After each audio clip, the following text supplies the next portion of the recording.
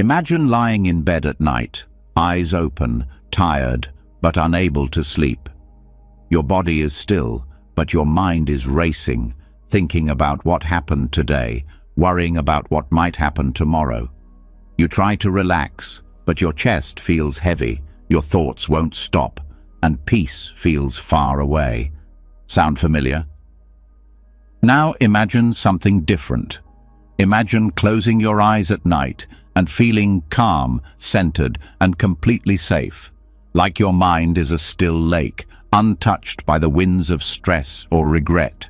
You drift into sleep with ease, and when morning comes, you feel light, rested, and emotionally balanced.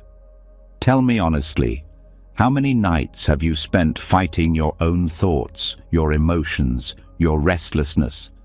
The truth is, most of us try to fall asleep while carrying the weight of the entire day, and sometimes the entire past. But you can't rest if your heart is full of anger, your mind is full of noise, and your body is holding on to tension like it's preparing for war. That's where Buddhism steps in, not with magic, not with empty promises, but with real, timeless tools that have helped people find peace for over 2,500 years. In this video, you're going to discover the Buddhist lessons that will transform the way you sleep and feel. We're talking about deep, emotional healing that starts before your head hits the pillow and lasts long after you wake up. This is not just about better sleep. This is about releasing what no longer serves you. It's about ending the day, not in chaos, but in clarity. And it's about building a nightly ritual so strong that it becomes your secret weapon for inner peace. So, before we start, I want you to make a decision. Write this in the comments. Tonight, I choose peace. I am mindful. You're not just typing a sentence. You're declaring something powerful. You're reminding yourself that your emotions don't control you. You observe them, learn from them, and then let them go. So take a deep breath, settle in, and get ready, because after this, your nights will never be the same again. Sometimes, when the world quiets down and you're finally alone with your thoughts, that's when the real noise begins. You turn off the lights, lay your head on the pillow, and suddenly your mind is not ready to sleep. It starts racing, thinking about that thing you said at work, the goal you didn't reach, the person who didn't respond, the way someone looked at you. You try to brush it off. You tell yourself to relax, but deep down, something is stirring, something heavy, something restless. That's not just random overthinking, it's the 8 worldly winds: gain and loss, praise and blame, fame and disgrace, pleasure and pain. These are the invisible forces that push and pull at our emotions every single day. And the truth is, they don't just affect us during daylight hours. They follow us into the night. They sneak into our beds and whisper stories into our ears while we try to fall asleep. And unless we see them clearly and know how to release them, they will continue to disturb our rest over and over again. Let's start with gain and loss. On the surface, these seem obvious. We like gaining: money, success, security, love. We fear losing: relationships, opportunities, status, health. But the real problem is deeper. We don't just feel pleasure when we gain. We build our identity around it. We chase it. We tell ourselves, when I get this, then I'll be happy. And then, when something is lost, an opportunity slips away, a financial mistake happens, someone walks out of our lives, it shakes us like an earthquake. It's not the event itself that ruins our sleep. It's the mental clinging, the loop of, why did this happen? What could I have done differently? Will I ever get it back? The attachment to gain makes the mind overactive. Even good fortune becomes a source of stress. Have you ever laid awake thinking about something going right, but you're afraid it won't last? That's gain turning into anxiety. And the fear of loss keeps you alert, watching your life like a guard, afraid to fall asleep on duty. The way out isn't to stop caring, it's to change the relationship. Buddhism teaches us to hold gains lightly, to see them as temporary visitors, not owners of our peace. When you can accept that all things come and go, money, approval, even health, you stop gripping them so tightly. That loosening is what allows the body and mind to finally relax. Now let's talk about praise and blame. If you've ever replayed a compliment in your head over and over, or if someone's criticism ruined your entire week, you've been under the influence of these winds. Praise can be intoxicating. It makes us feel seen, valued, worthy. But once we start craving it, we fall into a dangerous trap. Our peace becomes dependent on other people's opinions. And blame, it cuts deeper than we admit. We start questioning ourselves, our choices, our worth. Even when the world has gone quiet, our inner critic speaks loud. What many don't realize is that both praise and blame are just reflections. They tell us more about the speaker than the one being spoken about. One person praises you, another criticizes you for the same action. So, what's the truth? The truth is neither. The truth is, you are not those words. And when you stop letting your self-worth be measured by them, your mind finds freedom. When you detach from the highs of praise, you become less afraid of the lows of blame. And in the silence of night, that matters. Because many people don't sleep, not because they're in danger, but because their identity feels like it's under attack. Maybe someone misunderstood you. Maybe you weren't able to explain yourself. Maybe someone thinks less of you. And your brain keeps spinning it like a broken record. This is where mindfulness comes in, not just as a meditation buzzword, but as a real practice of seeing, this is blame. It's painful, yes, but it's not the end of me. And that clarity becomes the doorway to emotional rest. Fame and disgrace often seem like concerns for celebrities or public figures, but in truth, they touch us all. Fame doesn't have to mean being in the newspapers. It can be as simple as being liked on social media, admired at work, or respected in your friend group. And disgrace doesn't have to mean a scandal. It could be feeling embarrassed after a mistake, being left out of a conversation, or having someone gossip about you. The real issue here is our desire to be seen a certain way. We build a version of ourselves we want others to believe in, and we protect it like a fortress. But here's the problem. The more energy we use maintaining this image, the more anxious we become. We wonder, what do people think of me? Did I sound stupid? Will they still like me? These questions don't vanish when you close your eyes at night. They get louder, and that's why so many people lie in bed feeling exposed, even when nothing's actually happening. When you can see fame and disgrace as just more weather, blowing through your life like wind through trees, something incredible happens. You stop trying so hard, you stop performing, and your nervous system begins to settle. You no longer feel the need to manage people's perceptions while trying to sleep. You just rest in who you are, as you are, without the armor. And then there's pleasure and pain, perhaps the most seductive and stubborn winds of them all. Pleasure seems harmless.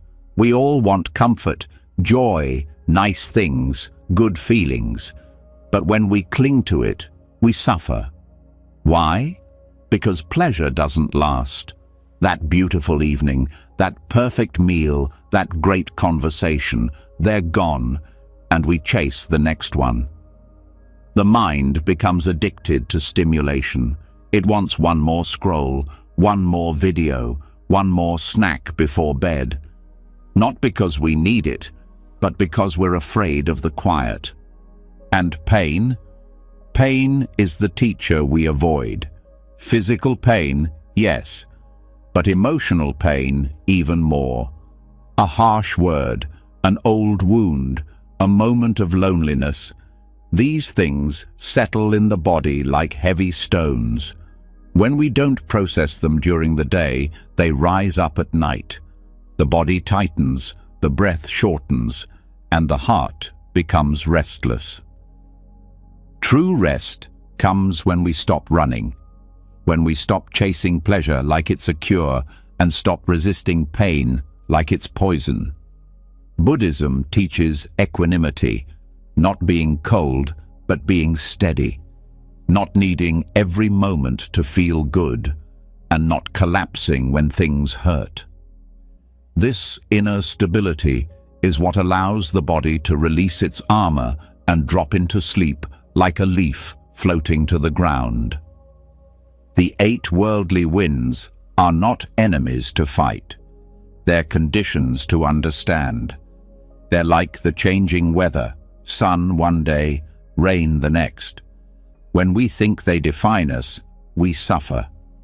But when we see them clearly, we are free. And that freedom is the deepest kind of rest. So, how do we let them go? First, awareness. Most people don't even know these winds are affecting them. They feel restless, but don't know why. So the first step is naming them. Ah, this is fear of loss. This is craving for praise. That alone starts to untangle the tension. Second, presence.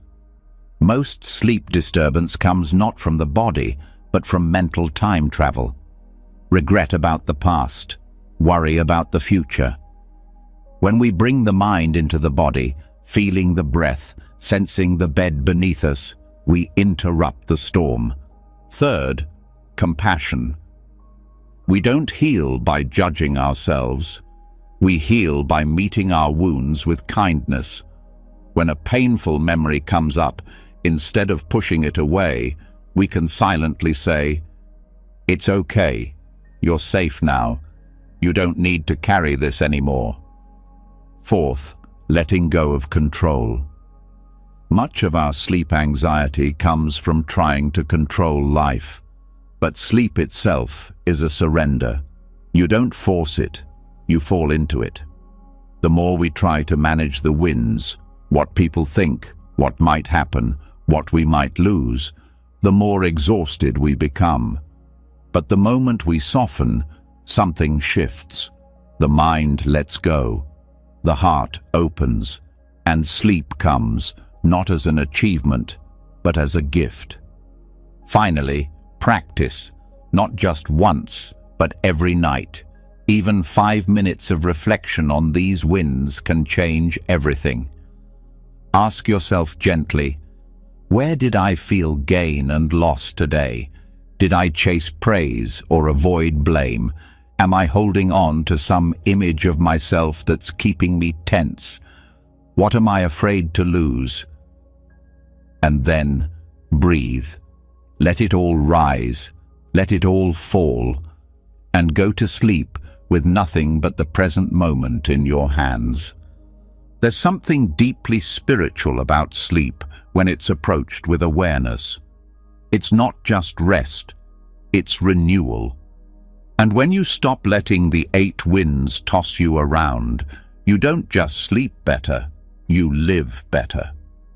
And so, as you prepare to continue this journey into deeper Buddhist teachings for emotional peace, know this: you've already taken the first and most powerful step.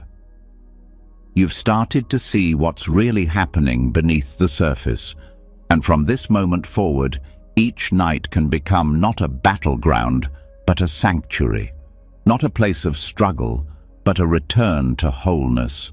Because peace doesn't come from outside.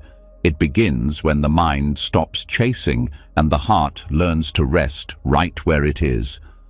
Just as the mind begins to rest from the pull of the 8 worldly winds, something else starts to surface, quieter but no less powerful.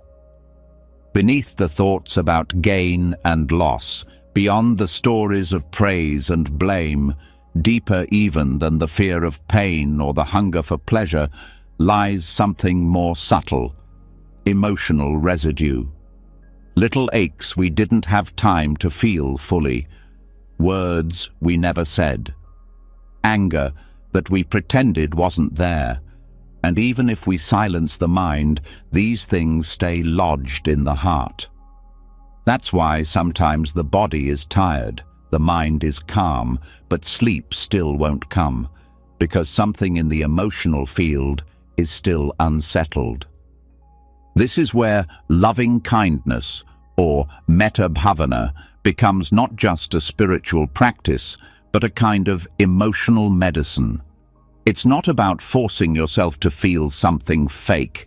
It's about creating space where difficult emotions can dissolve naturally, without suppression, without overthinking, and without judgment. When done properly, metta becomes like a warm, gentle fire that melts away the frozen parts of the heart. And when that warmth spreads through you, sleep is no longer something you chase. It becomes the natural result of emotional balance. Metta bhavana, in its essence, is the cultivation of goodwill. It starts with a simple wish. May I be happy, may I be safe, may I be at peace.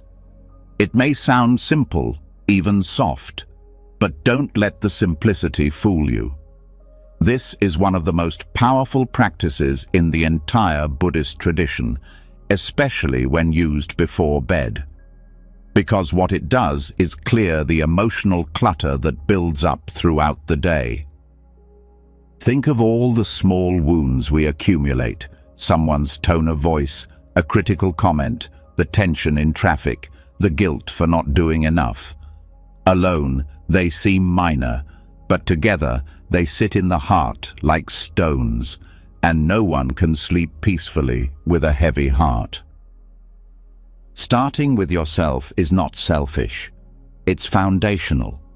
You can't offer true kindness to others when your own well-being is neglected. That's why metta always begins with the self, not with grand affirmations, but with real, grounded kindness. And here's the secret. If it feels awkward at first, you're doing it right. Many people struggle to wish themselves well, especially if they're used to self-criticism. But that's exactly why this matters. When you can sit quietly, hand over heart, and sincerely wish for your own peace, you are beginning the work of unlearning emotional self-rejection. You're creating a safer inner world, and that safety is what invites rest. After establishing kindness toward yourself, the practice moves outward.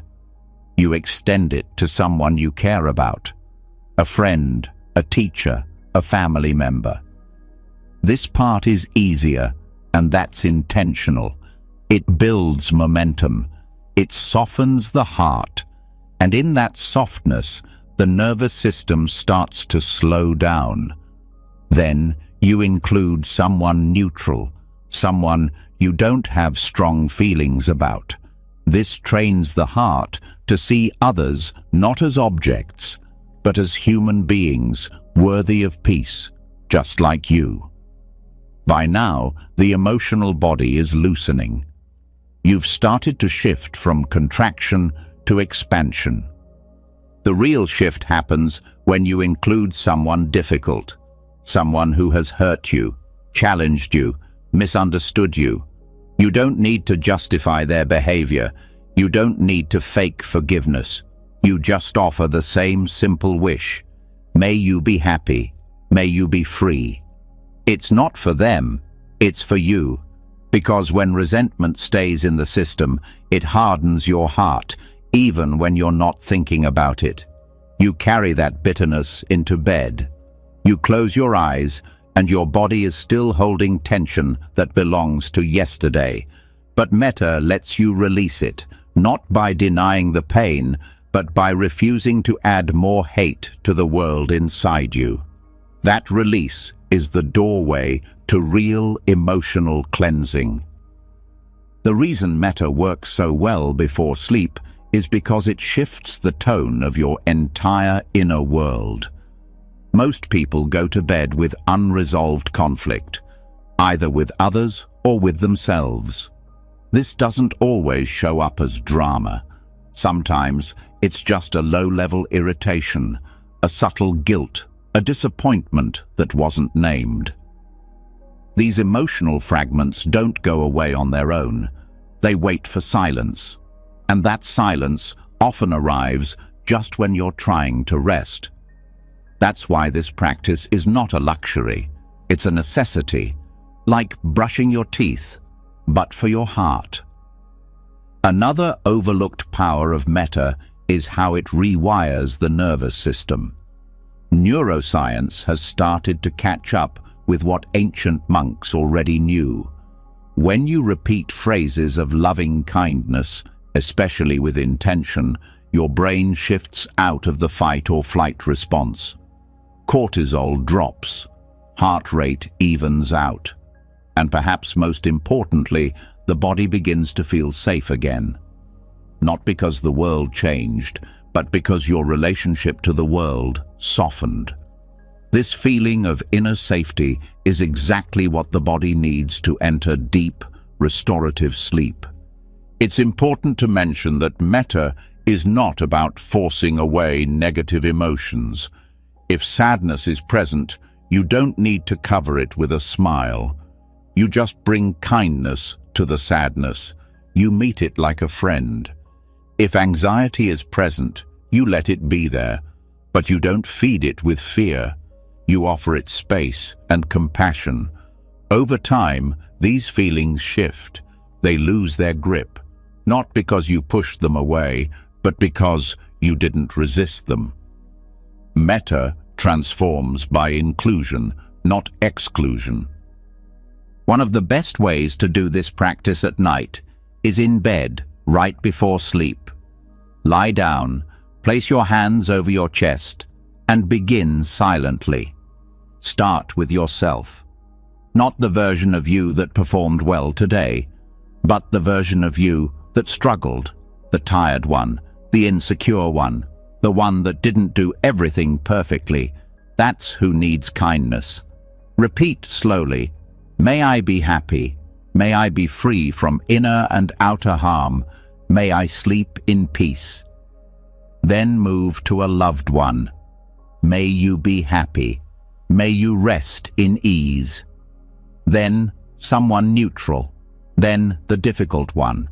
And finally, the whole world. Let it be simple. Let it be slow. No drama, no pressure, just pure intention. Over time, this becomes more than a bedtime ritual. It becomes a way of life. Because as you keep doing this, you start to notice something during the day. Less reactivity, more patience, a softer edge. Even when things go wrong, you recover faster. That's because metta isn't just healing emotional wounds, it's building emotional resilience. And resilience is what makes your peace unshakable. Another important part of this practice is tone. You don't need to chant the words like a robot. Let them land in your body. Feel them, even if only a little. It's not about perfect concentration. It's about emotional sincerity. Some nights, your heart will be closed. That's okay. Say the phrases anyway. Like watering a seed, even if it hasn't sprouted yet. The repetition is what builds the habit, and the habit is what reshapes the emotional landscape. There's also no need to feel loving right away. That's a common misunderstanding. You're not generating emotions. You're creating the conditions where those emotions can arise naturally. Think of it like a garden. You don't force flowers to grow. You tend the soil. You remove the weeds. You water it daily. And then one day, without even realizing it, you wake up and notice. Your inner world feels different, lighter, warmer, safer.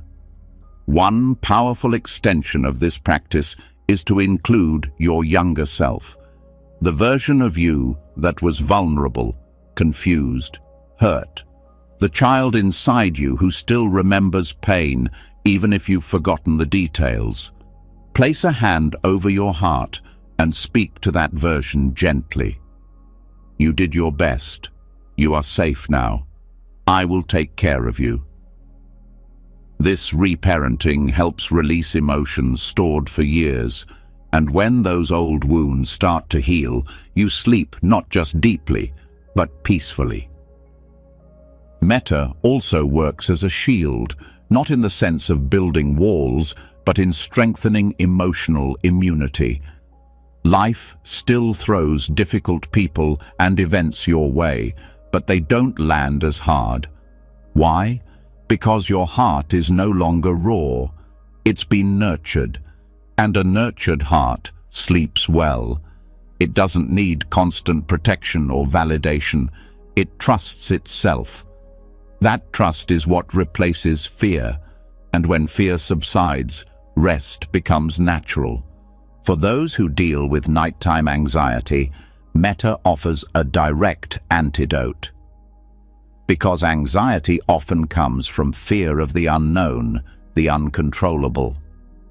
But Metta redirects the mind from fear to care. Instead of, what if something goes wrong, the mind says, whatever happens, may I meet it with kindness. This shift may sound small, but it changes everything. It gives you agency. You stop being a victim of your emotions and start becoming a companion to them. You may notice that with regular practice, your dreams change too. They become lighter, less chaotic, less aggressive. That's because the emotional material you carry into sleep becomes softer. You're not stuffing pain down into the subconscious. You're releasing it beforehand, and the subconscious responds. It mirrors your emotional climate. When that climate is calm, dreams follow. Over time, Metta becomes more than a practice. It becomes a way of seeing.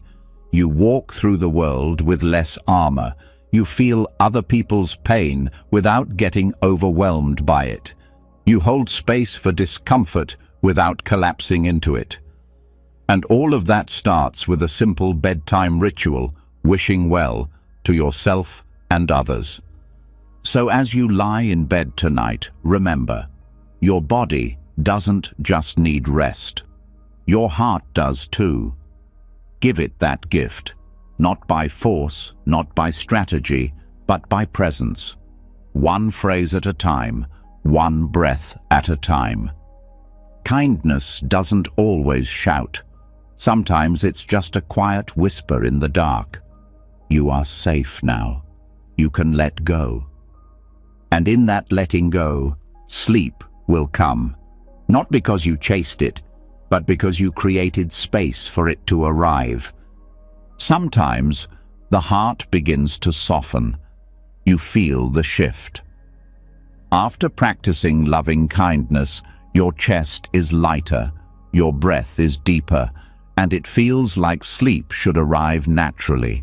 And yet, something still resists. As though a hidden hand gently keeps your mind half awake, quietly agitated. Not loud, but steady. That's when it becomes clear. Emotional cleansing alone isn't enough. There's something older at work, deeper habits rooted in the mind itself. These are not about past events or specific people. They're patterns, and they show up every night unless seen clearly. In Buddhism, they are known as the 5 hindrances.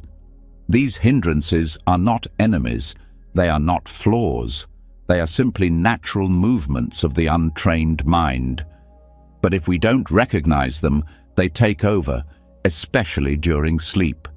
They interfere with your ability to release fully, to rest deeply. They keep the brain alert, the body tense, and the heart guarded. Understanding them is essential, not just to meditate better, but to sleep better, feel clearer, and live more peacefully. The first hindrance is sensual desire.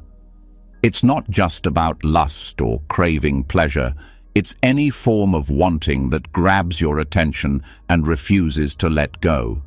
It can be subtle, a craving for food, for validation, for entertainment, for a different feeling than the one you have right now. You lie in bed, and instead of feeling restful, the mind starts scanning for something more interesting. A memory, a fantasy, a plan, a snack. You scroll your phone, you chase a thought. It's not because you're weak, it's because the mind is restless in the presence of desire. It's seeking satisfaction from something outside itself. The problem isn't pleasure itself. The problem is grasping, the tightness, the neediness. This is what keeps the nervous system active. It's always preparing to get, to chase, to have, and even when you turn off all external stimuli, the craving continues inside. It says, "I'm not okay yet. I need more." That need blocks the relaxation required for deep rest. To dissolve sensual desire, the antidote is contentment. Not by pretending you don't want things, but by learning to recognize sufficiency. You reflect gently. In this moment, I am warm, I am safe, I am breathing. Nothing is missing. That recognition drops the mind into enoughness. Gratitude, when practiced not as a concept but as an experience, naturally dissolves craving. In that moment, the system no longer needs stimulation, and when the chase stops, rest becomes possible. Next comes ill will. This hindrance doesn't always show up as obvious anger. Sometimes it's irritation, impatience, coldness, or subtle judgment. It can be directed at others or even at yourself. Maybe you're replaying a disagreement. Maybe you're blaming yourself for something you didn't do. Even the smallest traces of ill will create tension in the chest, harden the breath, and close the body. And a closed body doesn't fall into sleep easily. Ill will is sharp. It activates the fight or flight response. The mind becomes alert, ready to defend itself or push something away. It can disguise itself as righteousness, as mental replay, as just wanting closure. But underneath it all is a refusal to accept the moment as it is. And that resistance keeps you locked in mental contraction. The antidote to ill will is compassion, not forced forgiveness, but the willingness to open just a little. Instead of repeating, "They shouldn't have," try, "This hurts, but I don't want to suffer more." That sentence alone breaks the cycle. Then you add softness, breathing into the area of tension, allowing the emotion to be felt without fueling it. Gradually, the heart opens again. And when the heart opens, the nervous system no longer prepares to fight. It prepares to rest. Sloth and torpor are the third hindrance. These are not simple tiredness. They are a kind of fog, a mental heaviness, a dullness that masquerades as sleepiness but actually blocks clarity. You might think you're sleepy, but your mind is not preparing for restful sleep. It's collapsing inward. This is the mind pulling away from presence, not entering it. And that pulling away often happens after long days of overstimulation or emotional suppression. This kind of dullness is tricky. It feels like relaxation, but it's not. It's actually disconnection. The body might lie still, but the mind doesn't transition into deep rest. It hovers in a gray zone, neither fully awake nor truly asleep. And when you wake up, you don't feel refreshed. You feel sluggish, like nothing was really reset. The antidote here is energy, specifically balanced alertness. That doesn't mean getting hyped up before bed. It means tuning in instead of zoning out. A very gentle practice of breath awareness helps, feeling the whole body breathing, staying present with the rise and fall of the abdomen. The key is not to push, but to gently engage the mind, like keeping a candle flame steady. You don't force brightness. You protect the flame from going out. This presence naturally transforms dullness into peaceful clarity, and from that clarity, the mind can slip into true restorative sleep. The fourth hindrance is restlessness and remorse. These two are often grouped together because they come from the same root, unresolved activity. The mind is still spinning, running, searching. It feels unsettled. This might look like physical fidgeting, tossing in bed, checking your phone repeatedly. But even without movement, the mental restlessness stays alive. You're caught in a loop, unfinished tasks, future worries, regrets about the day, unanswered messages. The mind acts like a dog pacing back and forth, trying to find the perfect spot, but never settling. What's worse is that restlessness is often mistaken for wakefulness. You might think you're alert, but really the mind is stuck in motion because it hasn't been given permission to stop. It's trying to finish something it couldn't complete during the day. Remorse adds to this. Guilt, a harsh inner voice replaying where you failed or fell short. These are not small background thoughts. They create a ripple of emotional heat that makes relaxation impossible. The antidote is grounding, simple, physical, anchored presence. You return to the body in a very direct way. Feel the weight of your body on the mattress. Feel the outline of your limbs. Notice the temperature of the air on your skin. Then bring attention to the breath, not as a technique, but as a resting place. Over and over again. Every time the mind wanders, you come back to what is real, here, now. This brings the system out of future and past, out of worry and regret, and back into the only place rest can happen, this moment. Finally, we come to doubt. The quietest of the hindrances, but often the most powerful. Doubt doesn't shout, it whispers. It asks questions that go in circles. Is this working? Why can't I sleep? Am I doing it right? Will I ever feel better? Doubt doesn't seek answers. It feeds on confusion. It keeps you second-guessing yourself, your practice, your path. And this uncertainty breeds tension. Doubt disconnects you from your inner wisdom. It keeps you looking outside, trying to fix or control what's happening. And the more you try to control, the more agitated the system becomes. Even when you're trying to sleep, doubt doesn't rest.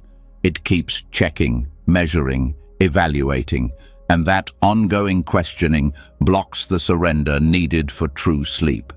The antidote is confidence, not ego-driven confidence, but trust in the path. Faith, not in something external, but in the power of awareness itself. You don't need to solve everything tonight. You just need to be present. When doubt arises, don't argue with it. Just acknowledge it. Ah, this is doubt. And then return to the breath. Return to the body. Trust that being here is enough. Over time, this trust deepens. You stop needing constant evidence. You start feeling the truth in your bones. That awareness itself is healing. That rest doesn't come from controlling the mind, but from releasing it. Doubt loses its grip when you no longer believe every thought it throws at you. When all 5 hindrances are present, they create a storm in the mind. But when you know them, name them, and meet them with skill, the storm quiets. Not because you forced it, but because you understood it. And that understanding is the true foundation of peace. None of these antidotes are quick fixes, they are gradual shifts. But each time you apply them, even in small ways, the quality of your sleep changes. You begin to fall asleep not because you escaped your mind, but because you befriended it. And in that friendship, rest becomes a natural expression, not of exhaustion, but of wholeness. As you move forward into deeper teachings, remember, these hindrances are not flaws to overcome. They are doors to deeper awareness. Each one, when understood, leads you back to the same place. Presence, openness, peace, and sleep, in its truest form, is simply the body and mind resting in the ease of being itself. Nothing more, nothing less. That's the path ahead. Not a struggle to silence the mind, but a journey to understand it, meet it, and gently guide it home. Once the hindrances begin to settle and the breath becomes a little softer, there is often a strange quiet that follows. Not peace just yet, more like the space left behind after a long storm. And in that space, a question arises. Now what? If the mind is no longer chasing pleasure or resisting pain, if the body has calmed but the heart still feels uncertain, what direction do we face? This is where deeper guidance becomes essential. Not a rule book, not a method to force results, but a set of principles that quietly point us back to the center of ourselves. In Buddhist tradition, these principles are called the 10 paramis, or the 10 perfections. And they are not abstract ideas. They are tools for emotional reset, especially when used before sleep. The day leaves marks. Conversations, failures, temptations, missed opportunities. Even if the surface looks calm, deeper emotions remain. You may not have yelled at anyone today, but maybe you judged. Maybe you didn't speak unkindly, but you resented. Maybe you stayed silent, but inside you carried envy, pride, or regret. These residues don't go away on their own. They settle into the emotional body, and without a way to process them, they slowly harden. This is why reflection on the paramis at night matters. It's not for moral superiority, it's for emotional hygiene. Just like you clean your body before bed, you can clean your heart too. Start with generosity, not just what you gave, but how open your heart was. Did you give someone your full attention? Did you hold space when someone needed to speak? Were you willing to let go of being right so someone else could feel heard? Generosity here isn't just money or objects. It's the act of loosening your grip on time, energy, ego. Reflecting on where you practiced generosity softens the grasping part of the mind. And where you didn't, you notice, not to judge, but to gently reset. You close the day with a renewed wish to give more freely tomorrow, and that wish brings lightness to the heart, which carries you into sleep. Then comes virtue, the commitment to harmlessness. In a noisy world, it's easy to lose track of small ethical slips. Maybe it was gossip. Maybe it was dishonesty, not in words, but in intention. Maybe it was a small betrayal of your own values. Before bed, bring these into awareness, not to punish yourself, but to take responsibility with compassion. That act alone begins to restore trust in yourself. The nervous system relaxes when it knows your actions and values are in harmony. Reflecting on virtue gives the mind a clear foundation. You start to feel steady again, capable of integrity, even when no one is watching. And with that steadiness, the heart begins to rest. Renunciation follows, not as self-denial, but as wise letting go. Ask yourself what you clung to today.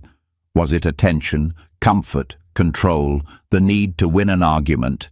Where did you grip too tightly, and what did it cost your peace? The point isn't to feel ashamed. The point is to see clearly. Peace and clinging cannot live in the same breath. Even just recognizing one place where you could have released sooner starts to shift the inner balance. It rewires the story that says, more is better. You end the day not in scarcity, but in the deep satisfaction of enoughness. That is the kind of contentment that sleep responds to. Then there's wisdom, not knowledge, but clarity. The ability to see cause and effect, to notice when your actions bring stress and when they bring peace. Wisdom is what allows you to recognize emotional patterns not as facts, but as habits. It's what lets you say, I reacted today because I felt unseen, instead of simply blaming someone else. Wisdom doesn't make you cold. It makes you free. Each evening, you have the chance to look back on your choices, not through guilt, but through learning. And in doing so, you grow. This quiet growth gives your rest purpose. Sleep becomes a pause in a meaningful journey, not just an escape from it. Energy is next, not in the physical sense, but in the sense of right effort. Where did you show up fully today? Where did you avoid? Where did you give up too soon? Reflecting on energy isn't about measuring productivity. It's about alignment. Was your effort placed where it actually mattered? Often, our exhaustion doesn't come from doing too much, but from doing things that drain rather than serve us. Noticing this at night helps you recalibrate. You start choosing where to place your energy more wisely, and when effort is aligned with values, the heart doesn't burn out. It rests in satisfaction. Patience is one of the most misunderstood perfections. It's not passivity. It's strength under pressure. It's what allows you to hold steady when things don't go your way. Each night, reflect. Where did impatience tighten your chest today? Where did you rush? Where did you resist what was unfolding? Then also notice where you held space, where you breathed through discomfort without reacting. Even small moments of patience matter. They accumulate. And by honoring them at night, you reinforce the muscle. You become someone who doesn't panic when life gets slow or strange, That emotional resilience makes rest easier because you're not waiting for life to be perfect before you feel safe. Truthfulness brings you back into alignment with your voice. Not just whether you lied or told the truth, but whether your words reflected your heart. Did you speak from clarity or confusion? Did you hide behind politeness when something real wanted to be said? Truthfulness is not about being blunt. It's about being congruent.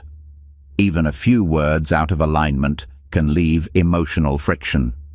Before sleep, look at where you didn't say what needed to be said, or said something you didn't mean. Not to dwell, but to learn. And where you did speak with courage, celebrate that. It builds trust in your voice. And self-trust is the foundation of emotional peace. Determination is the quiet fire inside. It's not forcing your way forward. It's the steady return to what matters. Ask yourself each night, what did I stay committed to today, even when it was hard? What did I let go of too soon? What values guided my actions?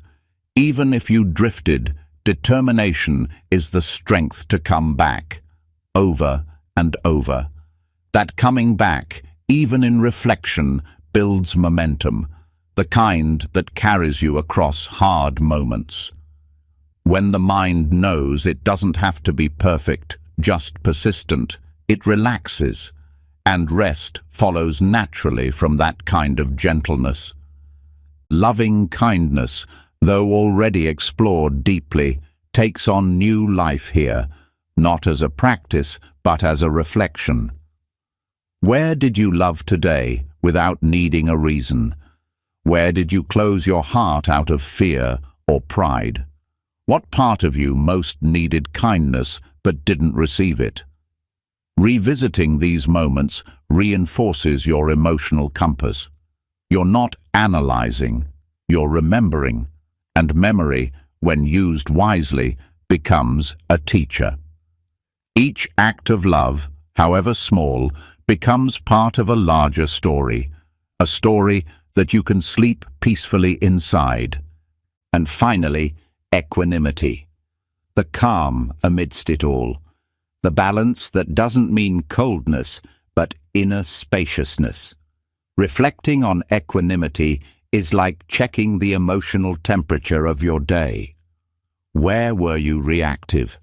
Where did you hold on too tightly? Where did you let go with grace? This isn't about detachment. It's about remembering you don't have to ride every wave. Some emotions can pass through you without pulling you under. And the more you notice where this balance already exists in your life, the more it grows. Equanimity makes the mind feel vast, unshaken, and that vastness is the perfect soil for deep, nourishing sleep. Bringing all 10 paramis into reflection doesn't take hours. It can be done in a few minutes of quiet honesty, not as a checklist, but as a gentle scan of the heart. What you're doing is more than thinking. You're recalibrating. You're ending the day by realigning with the kind of person you truly want to be. And the nervous system responds to that integrity. The mind softens. The breath deepens. The heart unclenches. This is why the paramis matter, not as ideals to reach someday, but as anchors you return to nightly. When everything else feels uncertain, they are steady. When emotions run wild, they are calming.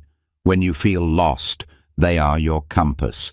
And when they are reflected on with sincerity, they change the shape of your inner world, slowly, silently, but undeniably. So by the time your head touches the pillow, you're no longer carrying the day's unfinished business. You've honored it, learned from it, and gently released it. And in that release, you don't just sleep, you heal.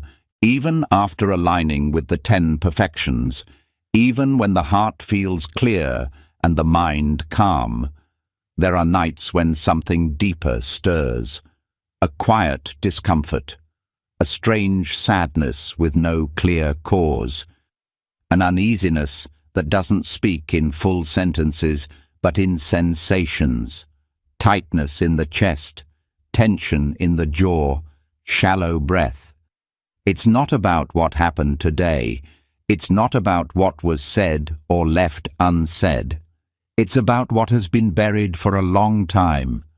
Beneath our thoughts, beneath our memories, there's another layer, the unseen. These are not just thoughts or emotions. They are imprints, residues from past actions, past wounds, even from habits that stretch so far back we no longer remember their origin. This is the realm of shadow work. And within Buddhism, this work is sacred. Shadow work is the act of gently facing the parts of yourself you've ignored, denied, or disowned. Not to shame them, but to integrate them. It's not analysis. It's not storytelling. It's a direct meeting with what's been hidden. Because what stays hidden controls us the most. And while we can keep busy during the day, at night, these unseen parts rise. They don't care how much meditation you've done or how kind you've been. They want to be seen. If they aren't, they keep speaking through anxiety, through insomnia, through dreams that don't make sense, but still shake you. In Buddhist teachings, this is not pathology. This is samsaric residue, the unprocessed remnants of attachment, aversion, and delusion, not just from this life, but possibly from others. That's not a belief to adopt or reject. It's an invitation to look more closely. Are there patterns in your emotional life that feel older than your memories? Are there reactions that come before thought, before logic? Shadow work looks at these not as problems, but as signals. The mind is not broken, it's layered, and sleep gives us access to those layers if we're willing to listen.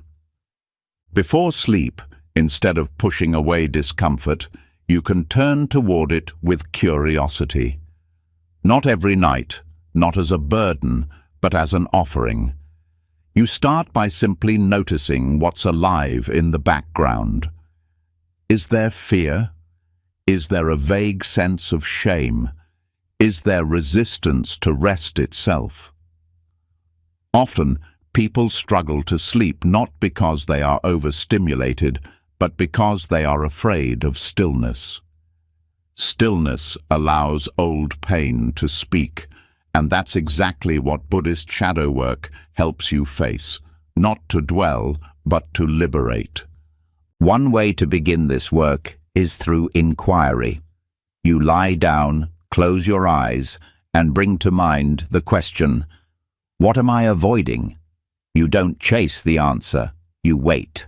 You let the body speak. Sometimes the answer comes as a feeling, a knot in the stomach, a sudden restlessness. That's the beginning of the dialogue. Instead of tightening, you soften. I see you, you say inwardly. You're allowed to be here.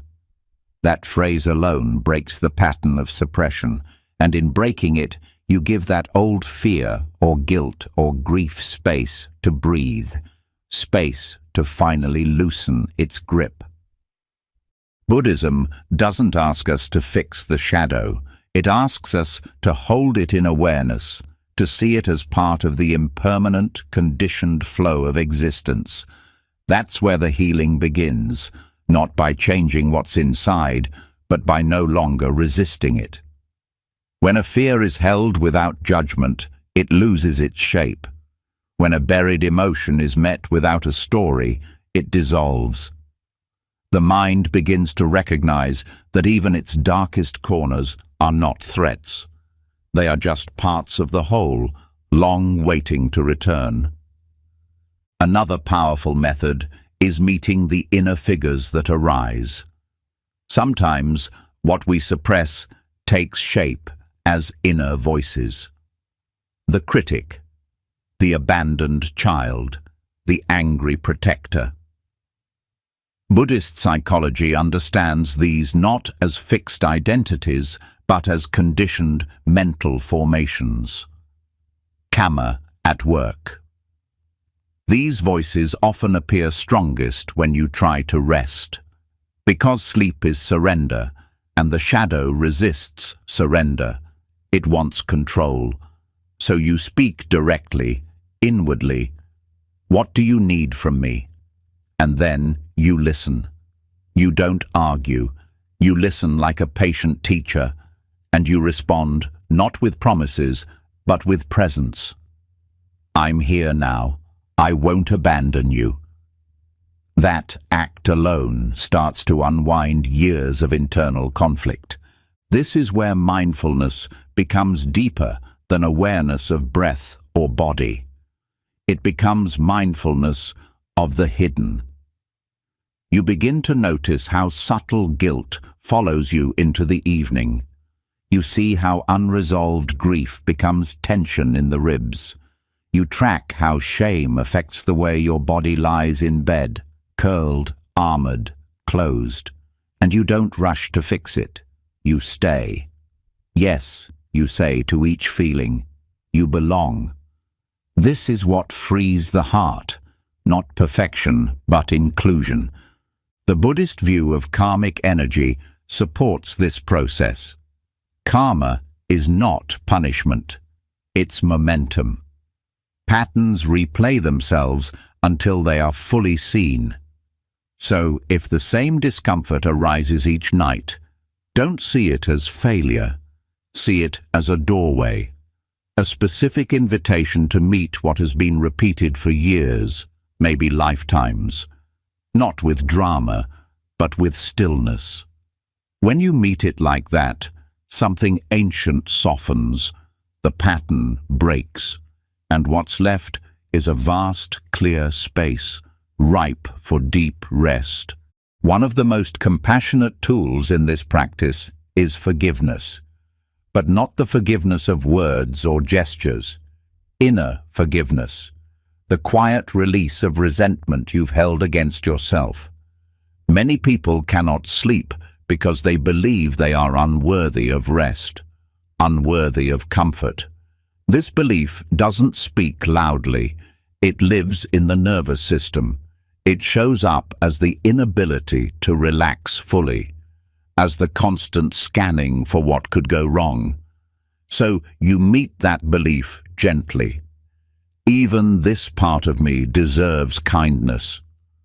That sentence, when spoken from the heart, can release years of internal pressure, because what's often in the shadow is not evil, it's pain. Pain that was never met with warmth. You become the one who finally brings that warmth. This practice doesn't replace ethics or external action. It complements them. You still take responsibility for your actions. You still live with integrity. But you stop fighting parts of yourself that were shaped by pain. You start seeing all of yourself as workable, as part of the path. And that wholeness is what allows the body to exhale, to stop holding tension as armor, to sleep not just as a break, but as a return to trust. Symbolically, sleep is like a small death, a letting go of control, and the shadow fears death, not the physical kind, but the death of the ego's grip.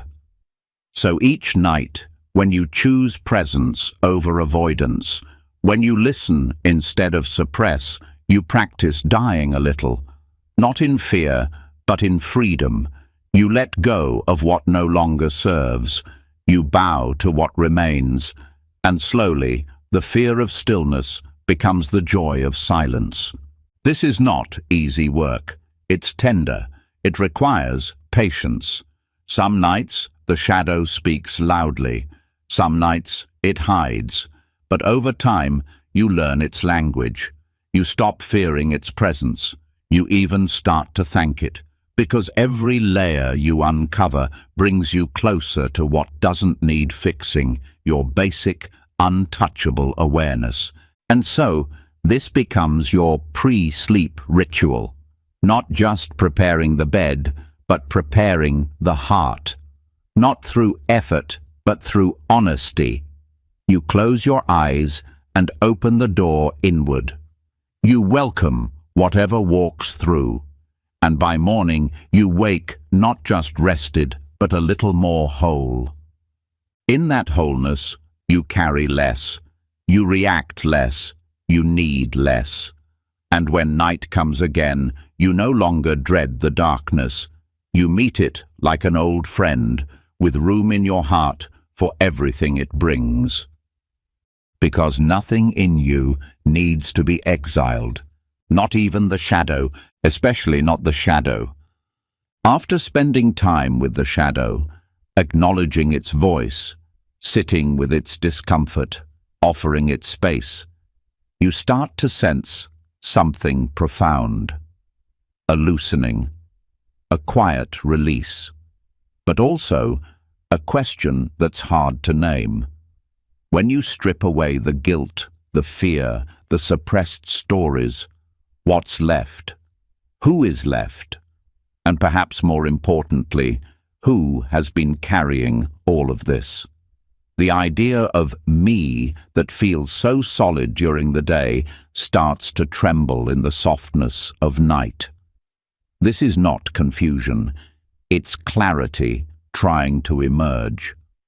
What remains in this moment when effort drops and identification begins to fade?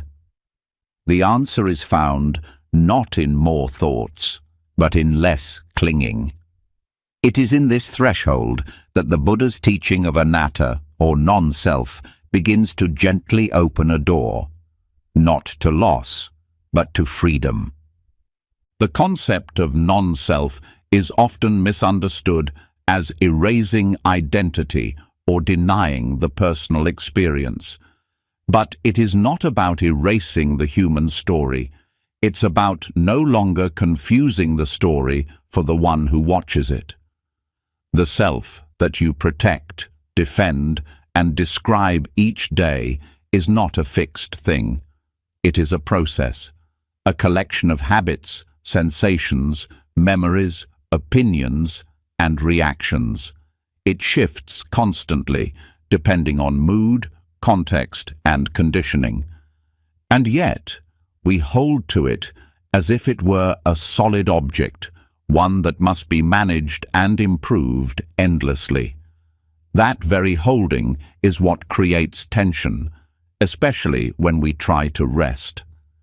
At the edge of sleep, this sense of self becomes particularly active. It wants to review the day, plan the next, resolve unfinished business. But what it is really doing is trying to survive. The ego, even when tired, resists surrender. Sleep feels like a threat to its structure because it is not in control there. So it begins a subtle fight, pulling attention to thoughts, identities, unresolved images. It whispers reminders. Don't forget this. What if that happens? Who are you if you let go right now? The practice of anatta is not to fight these thoughts.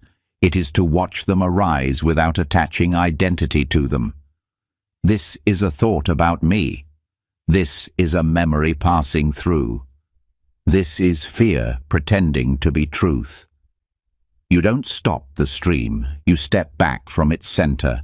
You notice that even the thought, "I can't sleep," is just that, a thought, not a truth, not a failure, just a conditioned sentence appearing in awareness.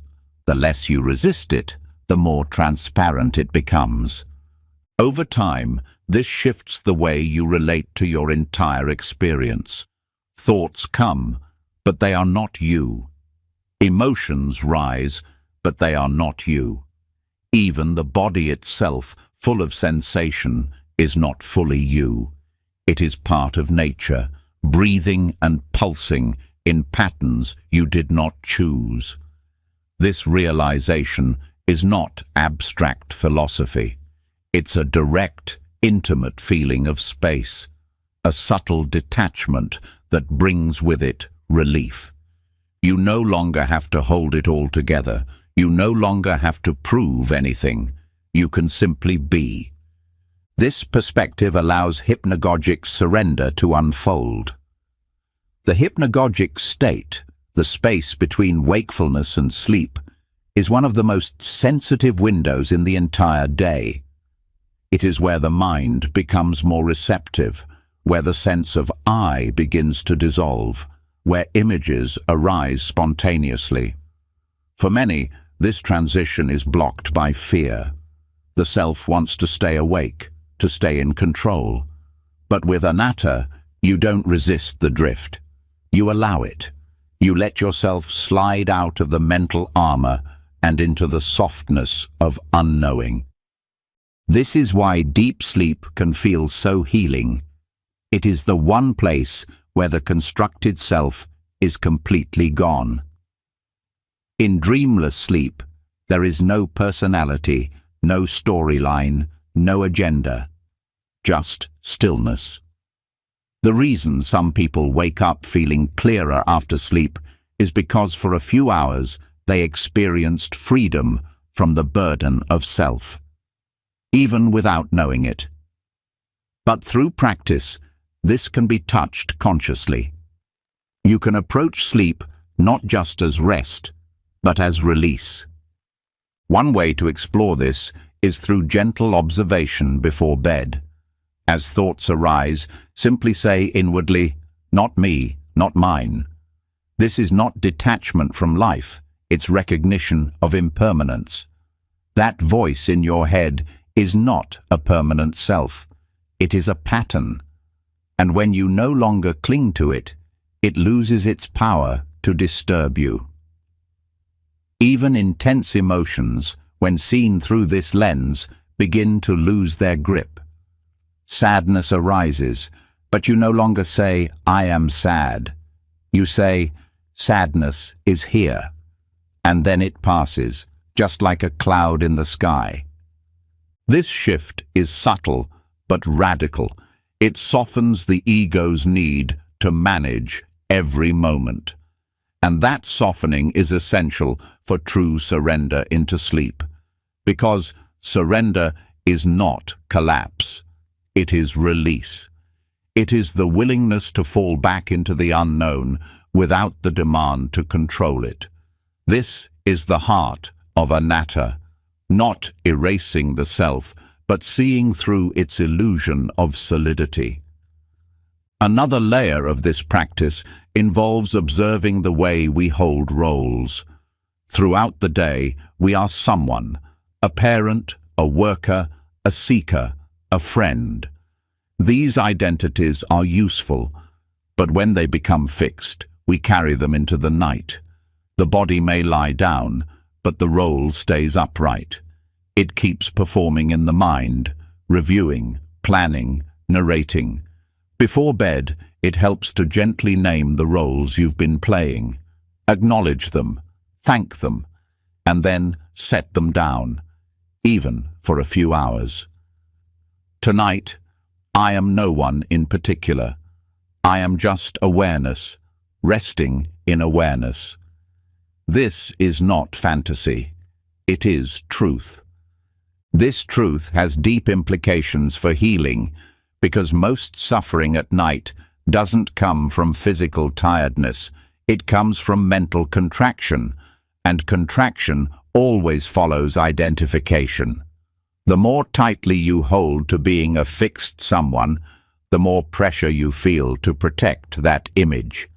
But when you see that the self is just a flow of causes and conditions, you can rest inside that flow. You can stop swimming and let the current carry you. This does not make you passive, it makes you free. Free to meet each moment without needing to shape it. Free to let thoughts pass without chasing them. free to feel pain without becoming the one who suffers. This freedom, even touched lightly before bed, transforms the quality of your rest. You begin to sleep not just as a body, but as consciousness softening into itself. There are also practical ways to embody this. When you lie down, feel the body not as my body, but as part of the earth. Sense its heaviness, its warmth, its breath. Let go of ownership. Let go of name and form. Let the boundaries dissolve. When thoughts appear, don't chase them. Don't resist them. Watch them as if they are leaves floating downstream. This watching does not require effort. It requires trust. The trust that awareness is enough, that presence is enough. This is the quiet miracle of anatta. It doesn't remove your humanity. It reveals what has always been deeper than it. You are not your thoughts. You are not your fear. You are not the one who failed or succeeded today. You are the space in which all these movements happened. And that space, when not contracted into identity, is vast, spacious, peaceful. As you rest in this space, sleep becomes not a break from your life, but a continuation of your path. Each night, the self dissolves. Each morning, it reappears. But through this practice, you begin to see that you are not just the one who wakes up and lives a story. You are also the one who watches it unfold. And in that watching, there is peace. So as you drift tonight, soften the grip, loosen the names, release the roles. Rest not as someone who must become more, but as awareness that is already whole. Let the self dissolve into stillness. Let stillness welcome you home. When the grip of identity begins to soften and the constructed self fades into the quiet space of awareness, there is often a natural stillness that follows. But beneath that stillness, the currents of deeper layers still move. Awareness may not cling to the self, yet the mind continues to dream. Thoughts turn into symbols. Images appear from nowhere and emotions rise without cause. And this raises a subtle question. If there is no fixed self, what shapes these dreams? Why do certain emotions keep returning in sleep, even when we are no longer consciously feeding them? The answer lies in the unseen impressions that actions leave behind, what the Buddha called karma.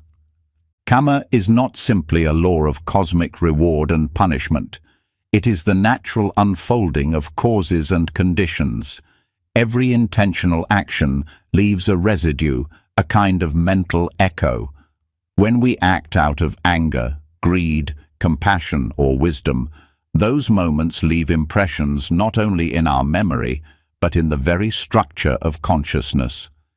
These impressions, while often unnoticed during the day, can resurface with clarity during sleep.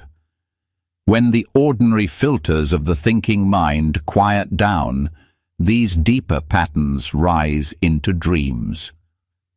Some people carry out seemingly minor acts, a harsh word, a selfish decision, a betrayal ignored, and think those moments are gone. But in the language of karma, nothing is ever lost. What is not understood or reconciled finds its way back into the stream of mind, often through emotion, sometimes through images, and frequently through dreams. This is not superstition. It is a reflection of how the mind works. Unresolved energy returns until it is met with awareness. Dreams offer a canvas where the subconscious reorganizes itself. What we experience as strange narratives or emotional intensity at night is often the movement of stored karma. A dream of being chased may reflect fear left unprocessed. A dream of falling might be rooted in unresolved insecurity. A conflict with someone in a dream may mirror guilt we have not addressed. And while not every dream has a clear meaning, many are influenced by the ethical residue of our daily and past actions. This is where Buddhist practice brings something rare and powerful, the understanding that ethics is not only a social guideline, but an internal compass. When our actions align with truth, kindness, and awareness, they leave a gentle footprint. When they come from delusion, harm, or neglect, they leave friction. That friction doesn't only appear as stress or restlessness, it often continues into the dream world. This is why a person who lives ethically tends to sleep more peacefully. It is not because they are perfect. It is because their inner world is not full of conflict. They are not suppressing regret. They are not haunted by what they pretended not to feel. Ethical living brings clarity to the layers of mind. It creates fewer seeds of confusion. When the head touches the pillow, there is less to fear, less to run from, and less to untangle. To work with karma through dreams, the first step is remembering that sleep does not exempt you from awareness. Just because you are not conscious in the usual sense doesn't mean you are absent.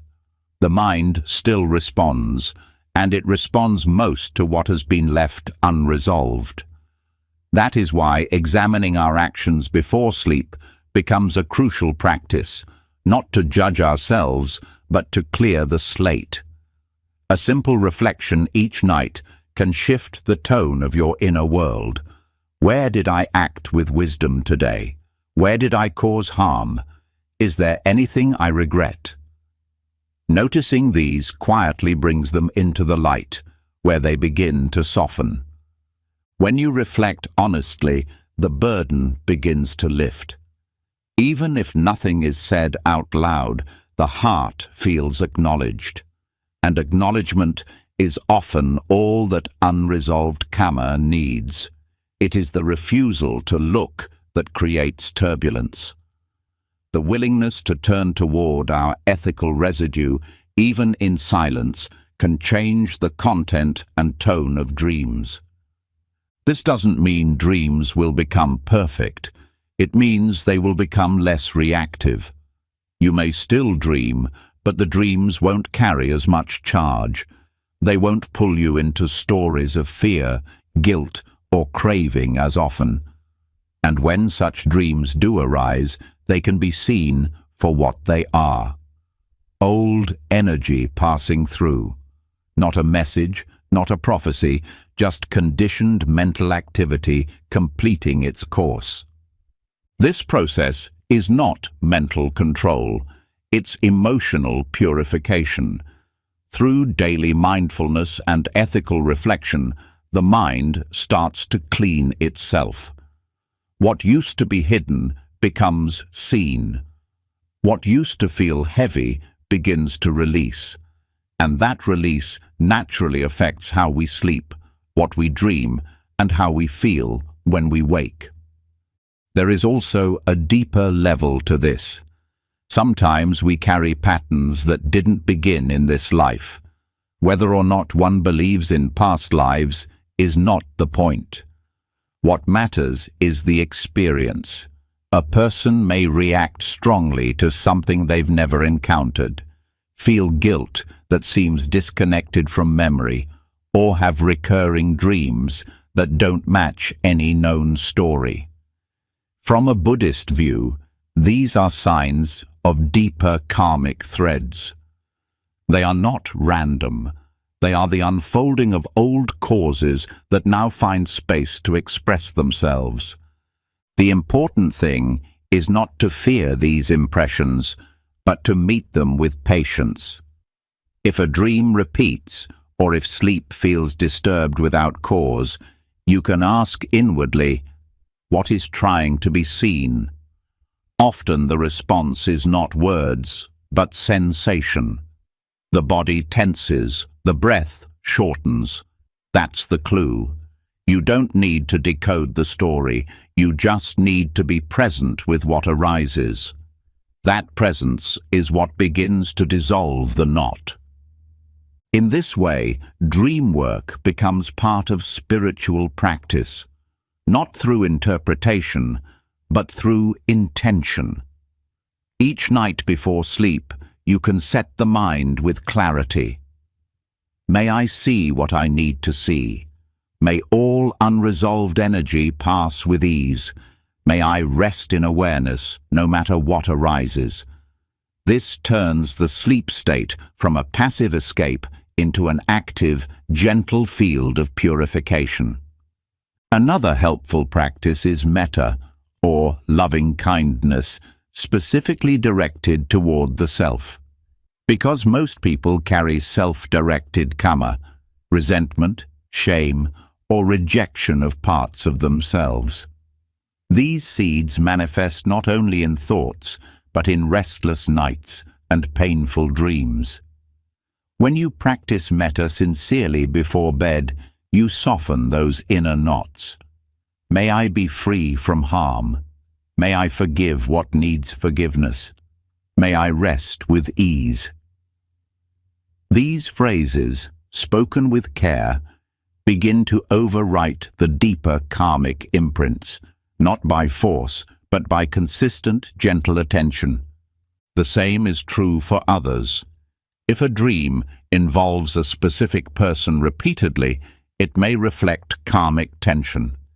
Even if nothing can be resolved externally, offering kindness internally can shift the pattern.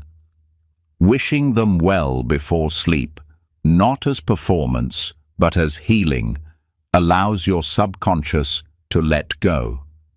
And when the subconscious lets go, the emotional body begins to release. This release is what prepares the mind for dreamless sleep, the deepest rest of all. It's also important to mention the role of mindfulness throughout the day. Karma is not something that happens far away. It is created in every moment of reaction, intention, speech, and thought. What you feed your mind becomes the material for your dreams. If the day is full of agitation, unconscious scrolling, conflict, or harsh self-talk, the night will often carry that echo. So the more intentional you are during the day, the less repair you need to do at night. That doesn't mean perfection, it means presence. Choosing one moment at a time to act from awareness rather than reactivity. Each small act of patience, honesty, or compassion doesn't just change your outer world, it softens the inner one. And that softness is what allows the dream world to be lighter, cleaner, less stormy. Even dreamless sleep is influenced by karma. When the heart is clear, the mind rests fully. When the ethical field is stable, the body relaxes. There is nothing to process, nothing to defend, nothing left spinning in the background. That kind of sleep is rare for many, but it is possible. Not through effort, but through care. Through living each day with the kind of intention that plants peaceful seeds. So each night you can pause. Before rituals, before silence, simply ask, what am I carrying? You don't need to solve it. Just feel it. If there's tension, name it. If there's regret, breathe into it. If there's peace, honor it. That moment of honest reflection sets the tone. You are telling your consciousness, you are not ignoring the inner world. You are tending to it. And in that tending, dreams become less chaotic. Sleep becomes more than rest. It becomes renewal, a return to clarity, a quiet unfolding of what needs to move through, what needs to settle, and what is finally ready to dissolve. This is the gift of understanding karma as part of the sleep cycle. You no longer fear the night.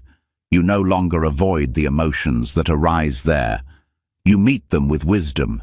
You meet them with patience. And as each night passes, the layers of residue slowly fall away. What remains is presence, and presence, even in sleep, is peace. As the understanding of karma deepens and we begin to see how the echoes of our actions ripple into the dream space, another question naturally arises. If dreams carry the emotional weight of our past, can they also be a place of healing? Not just passive displays of residue, but active spaces for transformation. In the early Buddhist texts, this isn't discussed in detail, but in the Southeast Asian esoteric traditions, particularly those of the Yogavatara lineage, there are practices that go much further. These teachings view the dream state not only as a result of karma, but as a sacred realm in which inner purification can occur directly. They offer methods for becoming aware within dreams, and then using that awareness as a tool for emotional and spiritual liberation. The Yogavatara tradition, once widespread across Cambodia, Laos, and Thailand, weaves together Theravada doctrine, visualization, ritual, and breath control. But central to its deeper levels is the insight that consciousness does not cease when the body sleeps. It merely shifts form. For these practitioners, the dream state is not random or trivial. It is a continuation of practice. They train to remain aware during sleep, and not just to control the dream, but to learn from it. Lucid dreaming in this context is not entertainment. It is meditation in another dimension of mind.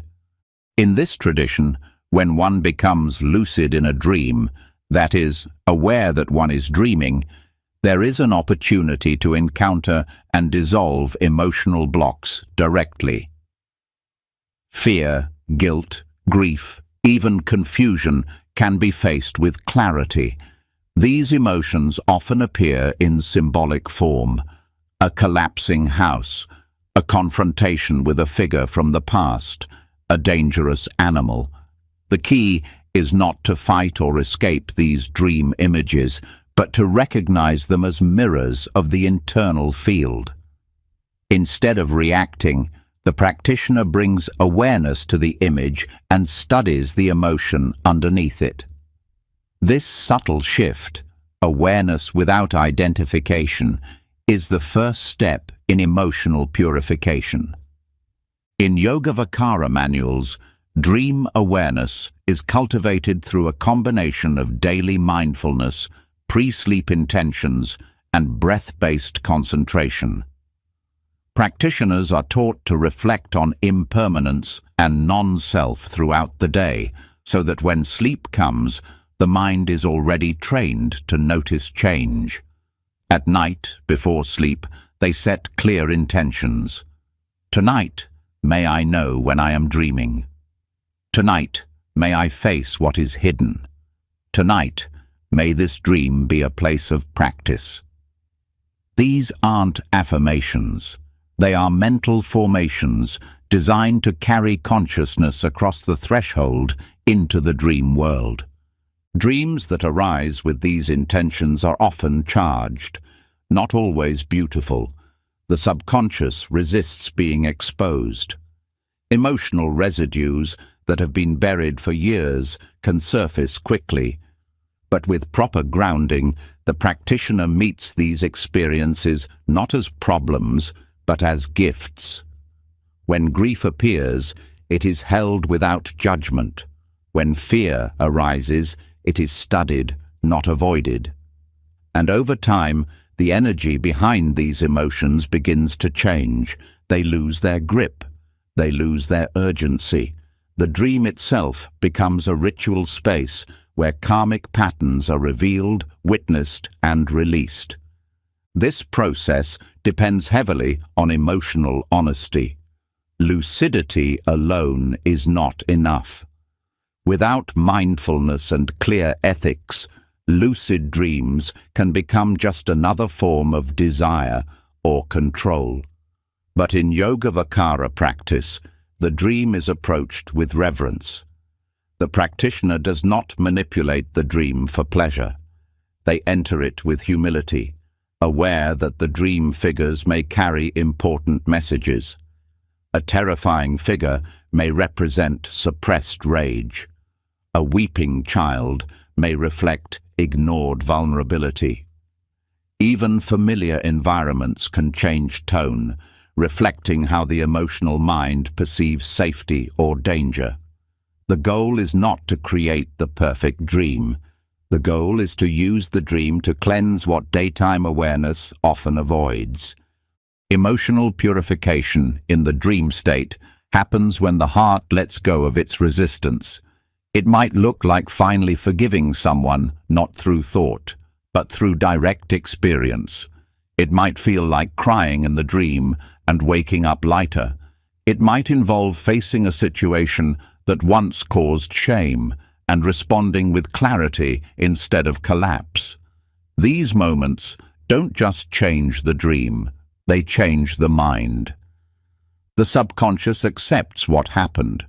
The nervous system integrates it, and sleep begins to carry a deeper purpose.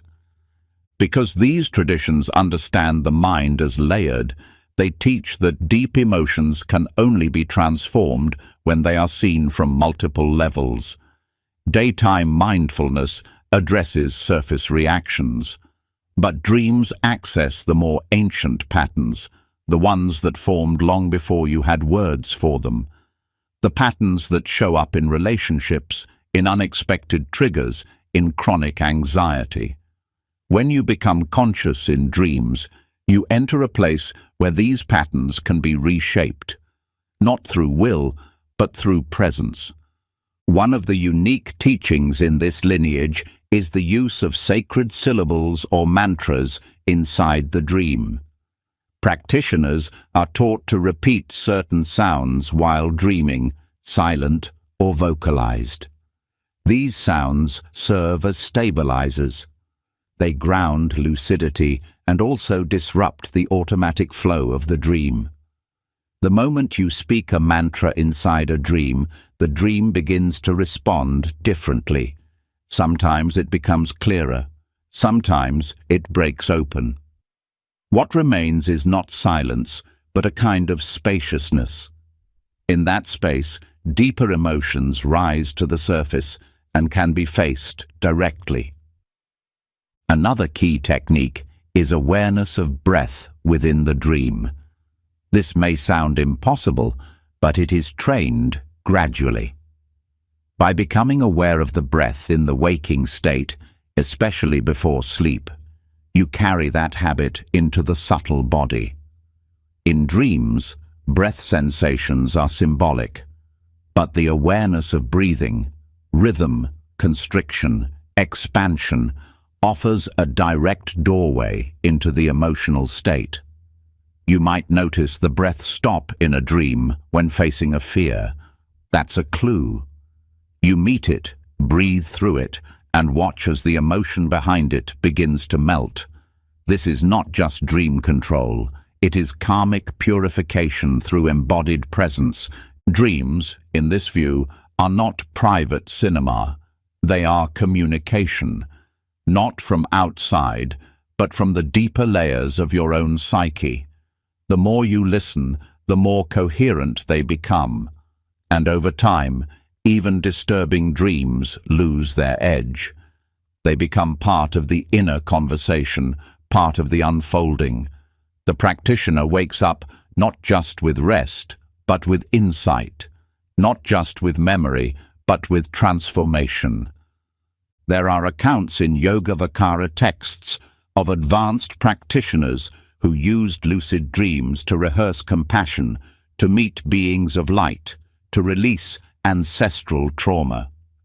While these experiences are rare, they point to the deeper possibilities of the path. For most, it begins more humbly. waking up from a dream that once would have caused panic, but now feels resolved. Noticing that the same dream has stopped repeating. Feeling that the emotions once buried are no longer hiding in the background. These shifts may seem subtle, but they are profound. Importantly, these dream practices are always supported by ethics and intention. The dream is not a replacement for waking life, it is a mirror of it. If your waking actions are harmful, your dream life will reflect that confusion. If your waking practice is sincere, your dreams will deepen that sincerity. This is why the Yoga-Vakara tradition integrates chanting, meditation, and moral training with dream practice. The outer discipline strengthens the inner journey. To begin working in this way doesn't require becoming a monastic. It starts with paying attention, keeping a dream journal, noticing emotional patterns in sleep, setting a clear intention each night, not to dream what you want, but to meet what is real. A willingness to face what arises with patience and curiosity. And slowly, the relationship changes. You no longer see dreams as distractions. You see them as teachers. This is how sleep becomes sacred, not just a biological reset, but a spiritual continuation. A place where the subconscious is not feared, but befriended. Where fear, guilt, and grief are not suppressed, but transformed. Not overnight, not all at once, but steadily, lovingly, through attention and surrender. And with each dream that becomes a little clearer, with each fear that dissolves a little more, you step closer to what the Yoga-Vakara path ultimately reveals. That even in darkness, even in the unknown, awareness remains. And where awareness is present, liberation is always possible. As the understanding of dream practice deepens and lucid awareness begins to touch emotional roots that were once hidden, something quieter begins to call for attention. It is not an image, not a memory, not even a feeling. It is the silence itself, not emptiness, but a fullness without noise. After deep inner work, whether during the day or in the subtle realm of dreams, what the mind truly longs for is rest from interpretation. Not more experiences, but space. This space is not passive, it is powerful, and it is best approached through something almost forgotten in modern life: noble silence. Noble silence is not just the absence of talking, it is the practice of consciously choosing not to engage in speech, mental chatter, or sensory stimulation. It is the deliberate resting of the tongue, the mind, and even the body from compulsive activity. It creates a boundary around your inner space and protects it. While this practice is central in monastic life, its relevance to modern people, especially as a pre-sleep ritual, is far deeper than most realize. In a world flooded with content, conversations, and endless input, silence is no longer normal, and because of that, sleep becomes difficult, not due to lack of tiredness, but because the nervous system never gets to slow down. As sleep approaches, the body begins to prepare. Hormones shift, breath deepens, heart rate slows. But the mind, especially in overstimulated environments, often doesn't follow. It remains active, interpreting, replaying, calculating. This is where noble silence becomes a bridge. It tells the mind, there is nothing left to say, there is nowhere left to go. You are safe to rest now. And with this message, something begins to soften. the inner machinery winds down. The emotional residue of the day, which is often amplified by retelling and verbal repetition, starts to lose fuel. One of the most overlooked benefits of silence before bed is emotional containment. Throughout the day, we speak not only to communicate, but to process. We explain our emotions to others and to ourselves. We describe problems repeatedly, but this constant processing can become a loop. By narrating our pain or frustration endlessly, we often keep it alive. Silence interrupts that cycle, not by repression, but by stillness. It invites a deeper layer of intelligence to emerge, one that doesn't rely on words. In that quiet, the nervous system senses that it is no longer under attack.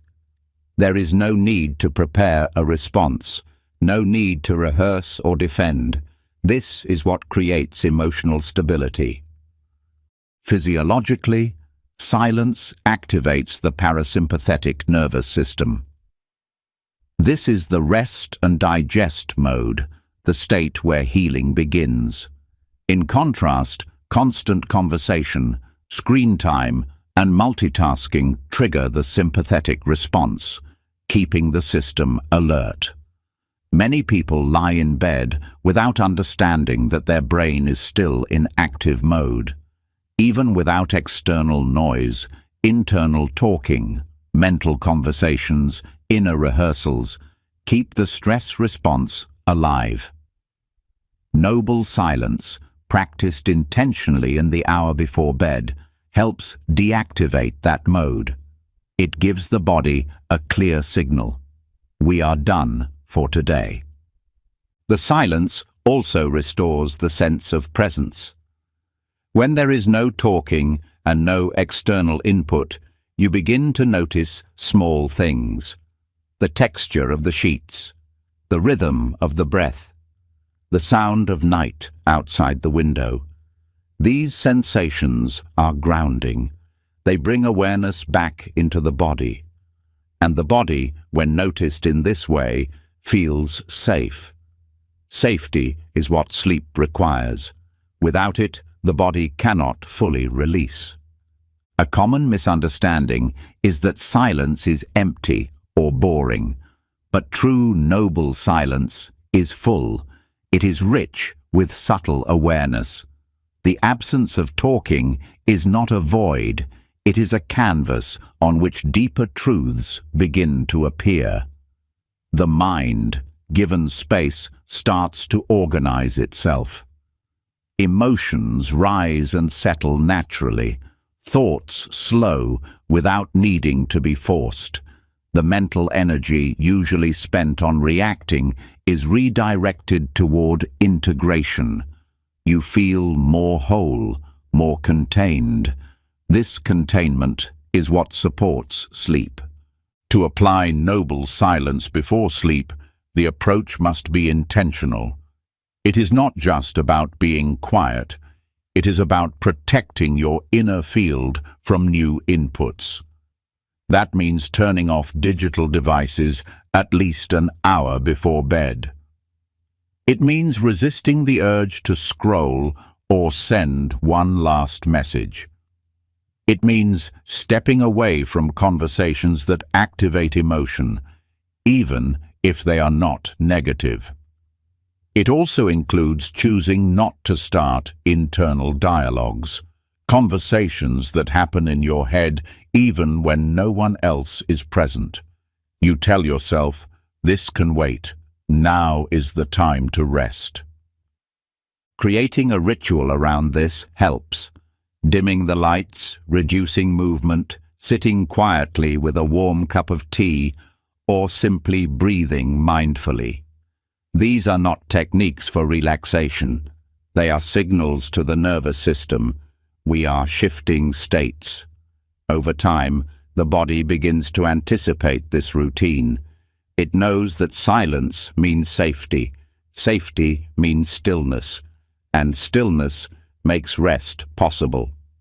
There is also a deeper layer to noble silence. In Buddhist monastic practice, noble silence is linked to the cultivation of wisdom. When the tongue rests, the mind listens. Without the distraction of speech, inner patterns become clearer. Even in lay life, a few minutes of real silence before sleep can reveal what has gone unnoticed all day. Perhaps a resentment you didn't realize you were carrying, or a joy you forgot to feel. Silence is not just an absence, it is a teacher. Emotional detox through silence happens when we stop adding more to what's already full. The mind is like a container. Every interaction, every thought, every word fills it. At some point, the only thing left to do is stop filling and let it settle. In that settling, what's important rises. What is no longer useful falls away, and the emotional field resets, not by solving problems, but by releasing the need to talk about them. There is also a cleansing that happens in the absence of stimulation. Our senses are constantly absorbing light, sound, information. Even joyful experiences can overwhelm if they are non-stop. Silence reduces this sensory overload. It gives the senses a chance to rest. This sensory rest is essential for the brain to shift into sleep architecture. Without it, even if the body lies still, the brain remains in alert mode. By committing to silence, you give your brain a signal. No more input. Now we process, then we release. This is where silence and mindfulness merge. Mindful silence is not empty.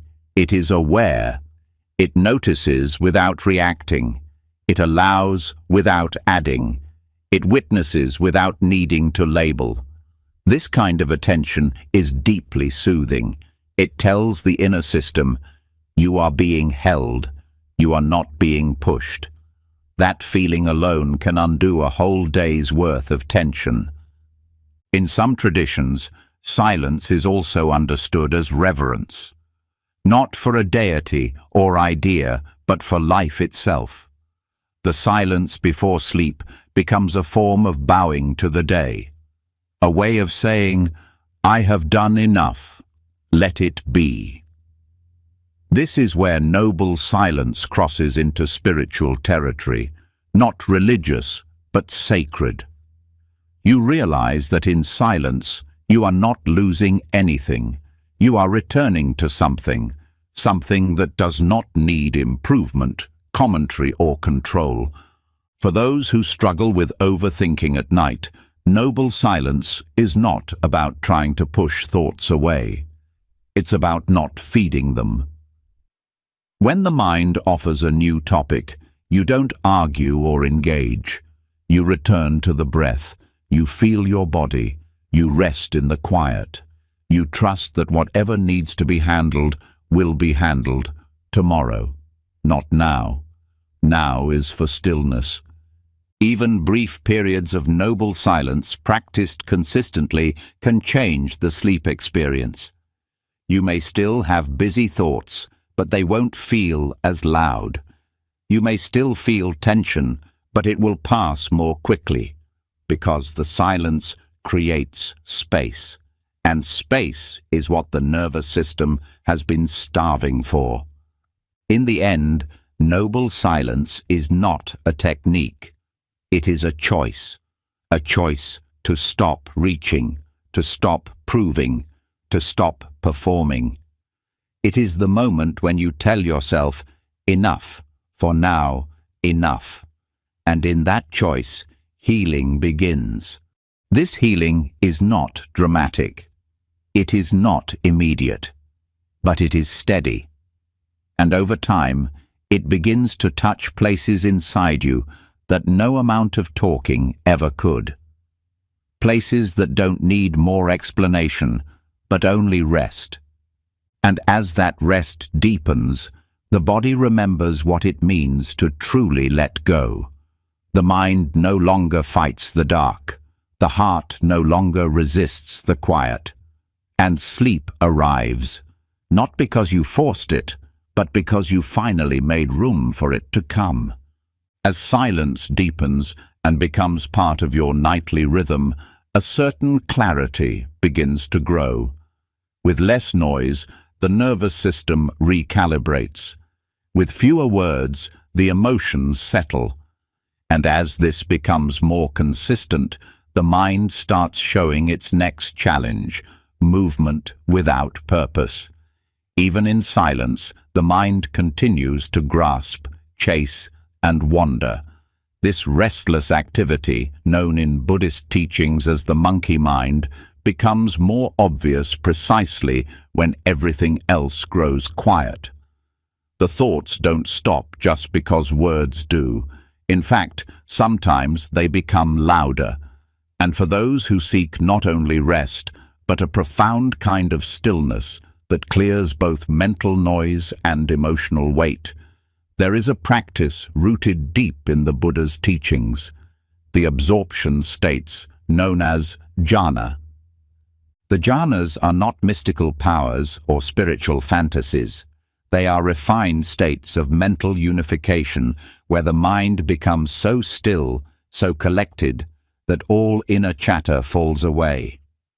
These states are reached through concentration, meditation, and they offer a kind of mental rest that is far deeper than ordinary sleep.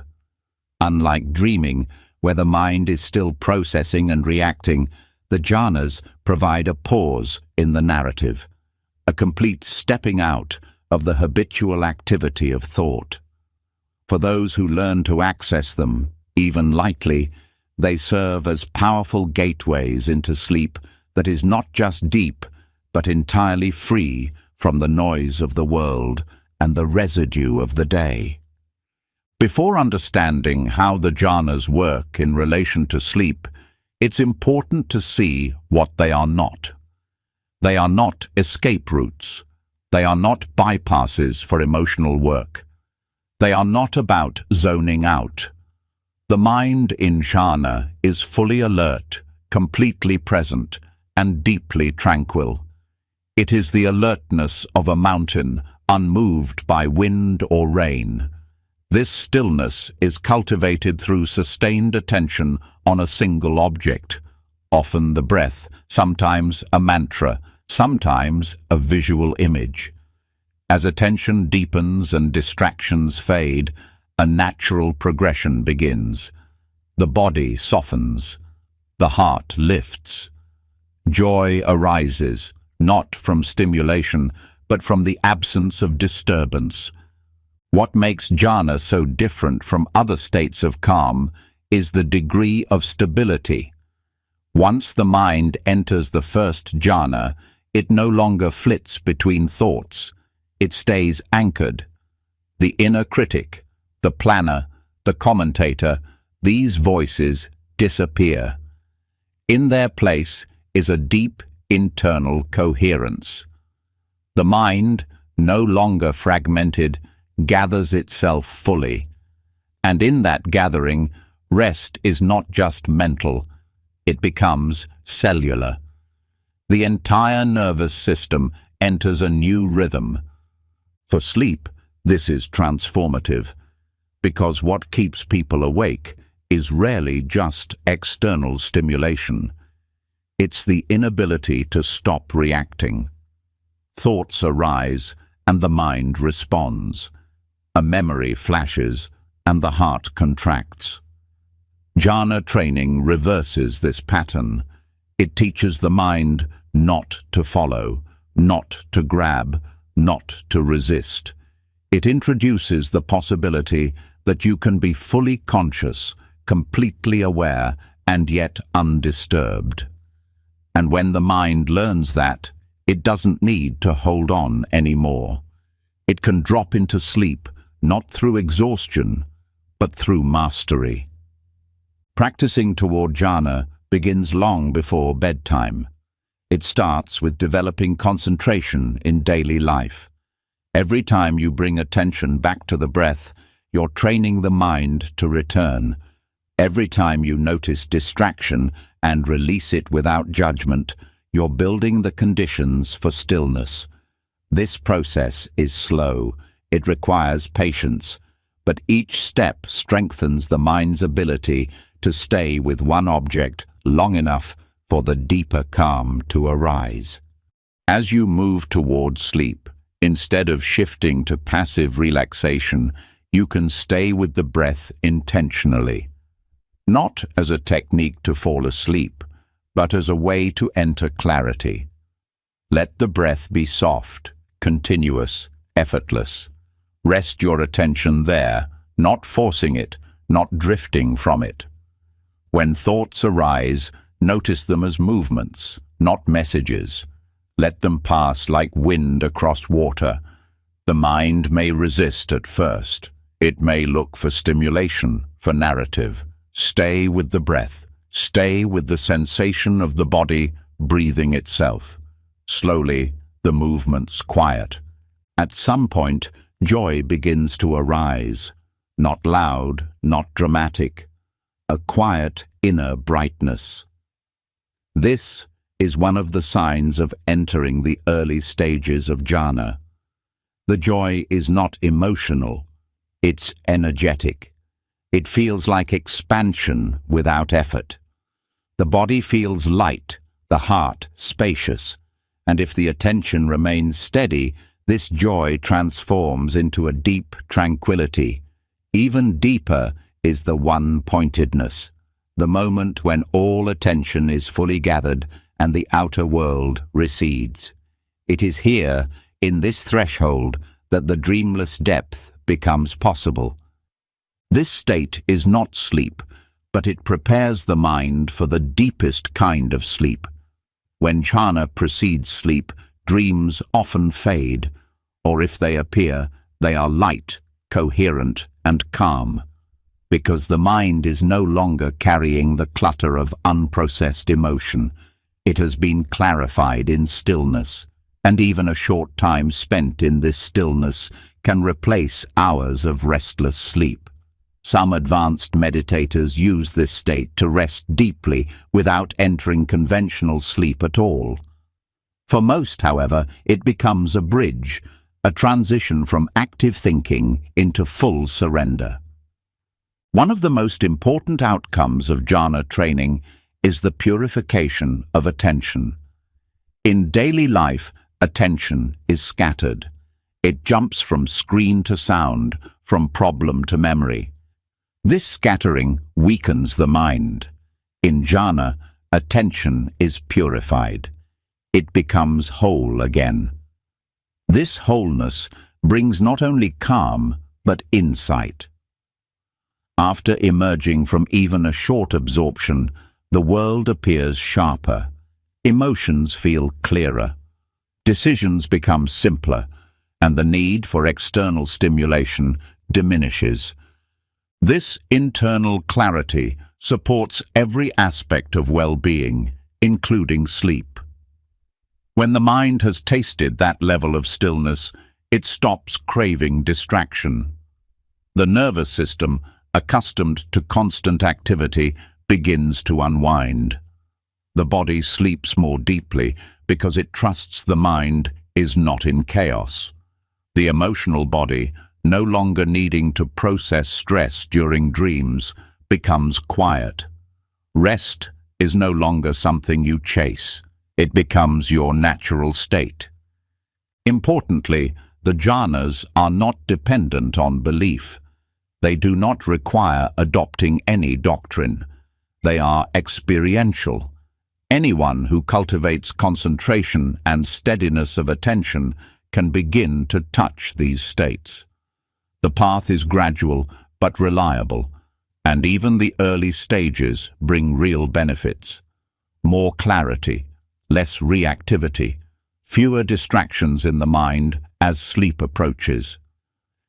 There is also a hidden benefit that is rarely discussed. The jhanas train the mind to stay still even in the face of subtle fear. Many people resist sleep not because they are overstimulated, but because they are subconsciously afraid of losing control. Jhana practice teaches the mind how to surrender, consciously, gracefully, with full awareness. It is a training in letting go. And that training reshapes the relationship with rest. In monastic settings, practitioners often meditate late into the night, sometimes replacing sleep entirely with deep absorption. They do not suffer for it. On the contrary, their faces glow with vitality. This is not due to some spiritual magic. It is the result of a mind that no longer fights itself, a mind that knows how to rest fully, even in wakefulness.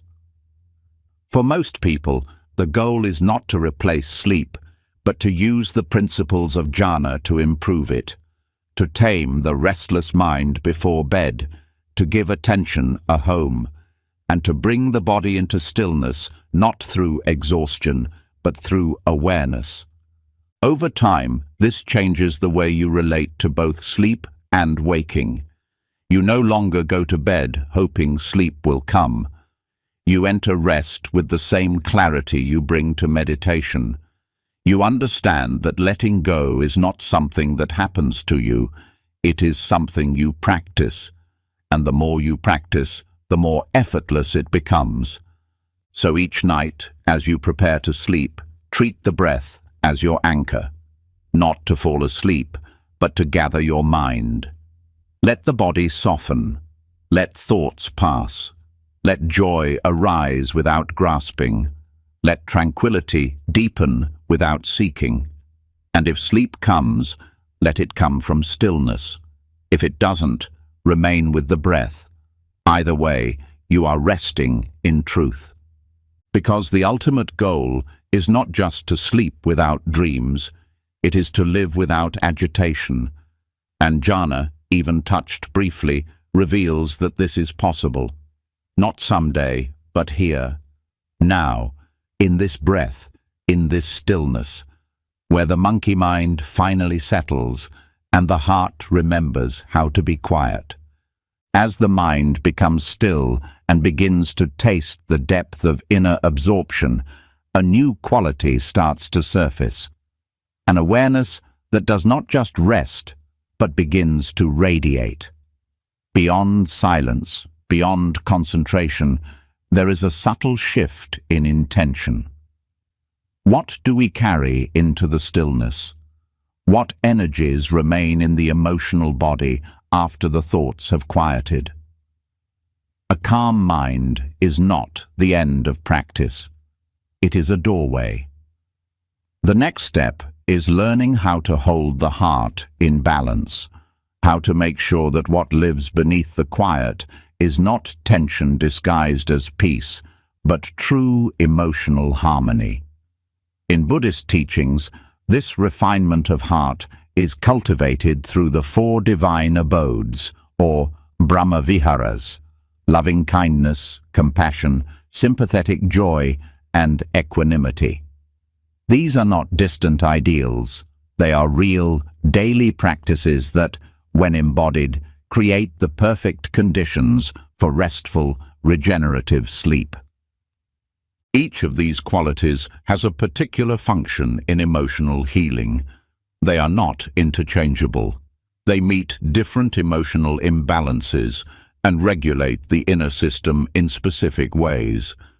As a pre-sleep practice, working with the Brahma-viharas helps you examine the subtle emotional weather of your day and gently realign the heart with what is wholesome, stable, and open.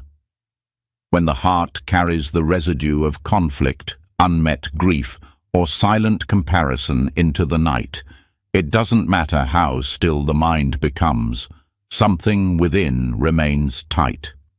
These 4 abodes act as emotional medicine, each serving as an antidote to a specific kind of imbalance. Practiced properly, they harmonize the internal field and make the body-mind system naturally incline toward peace. The first is loving kindness, or metta. This is the simple but powerful intention. May all beings be happy. Before bed, this phrase becomes more than a mantra.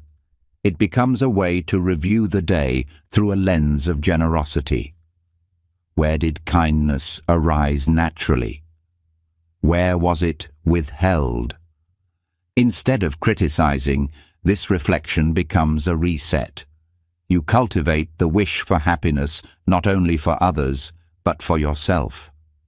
This is important because many people lie in bed judging themselves, reliving mistakes, questioning their worth.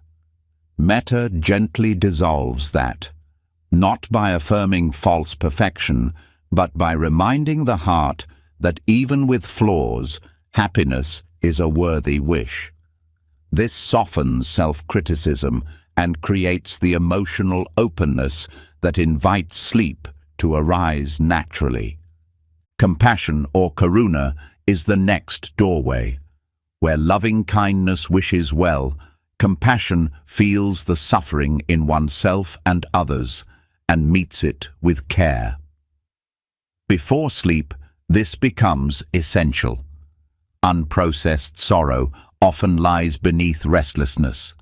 It hides in the background, waiting for the quiet of night to surface. The practice of compassion is not about fixing that suffering, it's about turning toward it. You acknowledge the pain in your own body, the pain in the world, and you let the heart respond with care instead of resistance. The simple reflection, "May those who suffer be free from pain," held sincerely, allows grief to soften.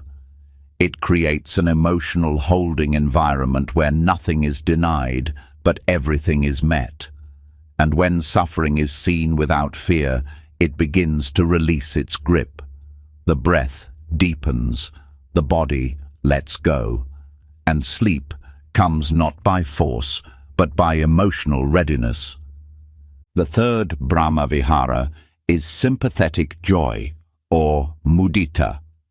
This is the ability to feel happiness not from your own achievements, but from the success and joy of others. For many people, subtle forms of comparison and resentment keep the emotional body tense. Even small thoughts, "Why did they succeed while I struggle? Why don't I have what they have?" can leave an emotional residue that follows you into bed. Mudita is the antidote. It trains the heart to rejoice in others' well-being. This doesn't mean pretending or denying your own desires. It means recognizing that someone else's joy doesn't threaten your worth. Practicing this before sleep, perhaps by recalling something beautiful that happened to someone else and allowing yourself to feel happy for them, clears emotional tightness. It replaces contraction with expansion, and the heart, when expanded, rests more easily. Equanimity, or upekkha, is the final and perhaps the most stabilizing of the four. While the other Brahma Viharas open the heart, equanimity gives it grounding. It is the wisdom that sees all things as part of a larger flow, that understands joy and sorrow as conditions, not permanent truths.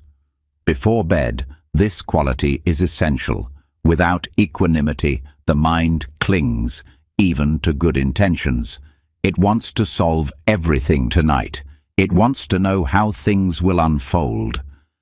Equanimity says, "Let it be. Let joy be joy. Let pain be pain. Let this moment be enough." It does not harden the heart. It simply holds all emotions with equal care. The phrase, "all beings are the owners of their karma," serves as a gentle reminder that you do not control everything, nor do you need to. This brings a deep, silent relief. The nervous system settles, the emotional waves even out, and sleep becomes effortless.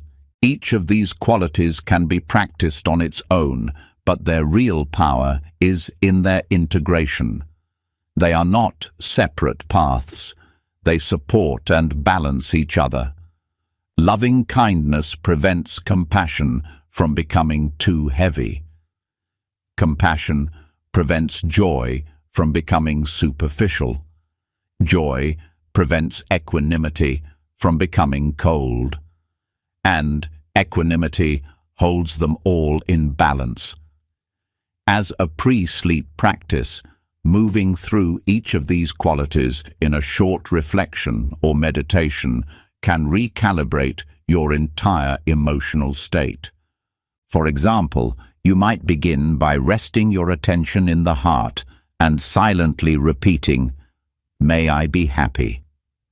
You let that wish be felt, not as pressure, but as a gentle offering. You expand it to others. May all beings be happy. Then you turn to suffering, acknowledging it quietly. May I be free from pain. May those who are hurting find peace. From there you shift to joy. May I celebrate the good in others. May I find delight in their happiness. And finally, you rest in the quiet strength of equanimity. Things are as they are. I let go of what I cannot control. This flow, done slowly, allows the heart to return to a natural rhythm, neither clinging nor resisting, just present and open. The effects of this practice extend beyond sleep. Over time, it changes the tone of your inner world. You become less reactive, less judgmental, more resilient. The heart becomes a place of refuge, not conflict. And when the heart is a safe place, the body relaxes more deeply, dreams become lighter, waking feels less burdened. The day begins and ends with clarity. It's important to remember that this is not a performance. You don't have to feel these qualities perfectly. You practice them like tending a fire. Even a small flame gives light. Even a little warmth is enough to begin the transformation. The key is sincerity. You don't pretend to feel joy or compassion. You open the door to them.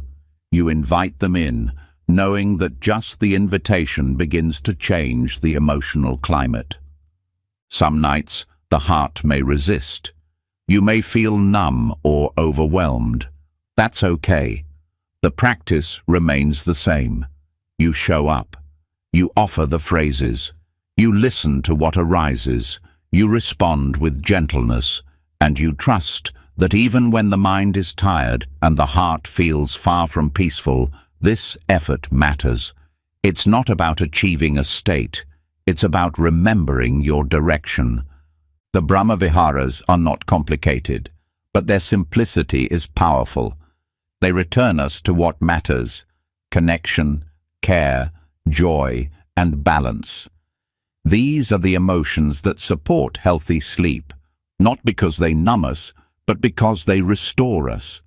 They make space inside. They let the body stop defending itself. They remind the mind that it does not need to solve everything tonight.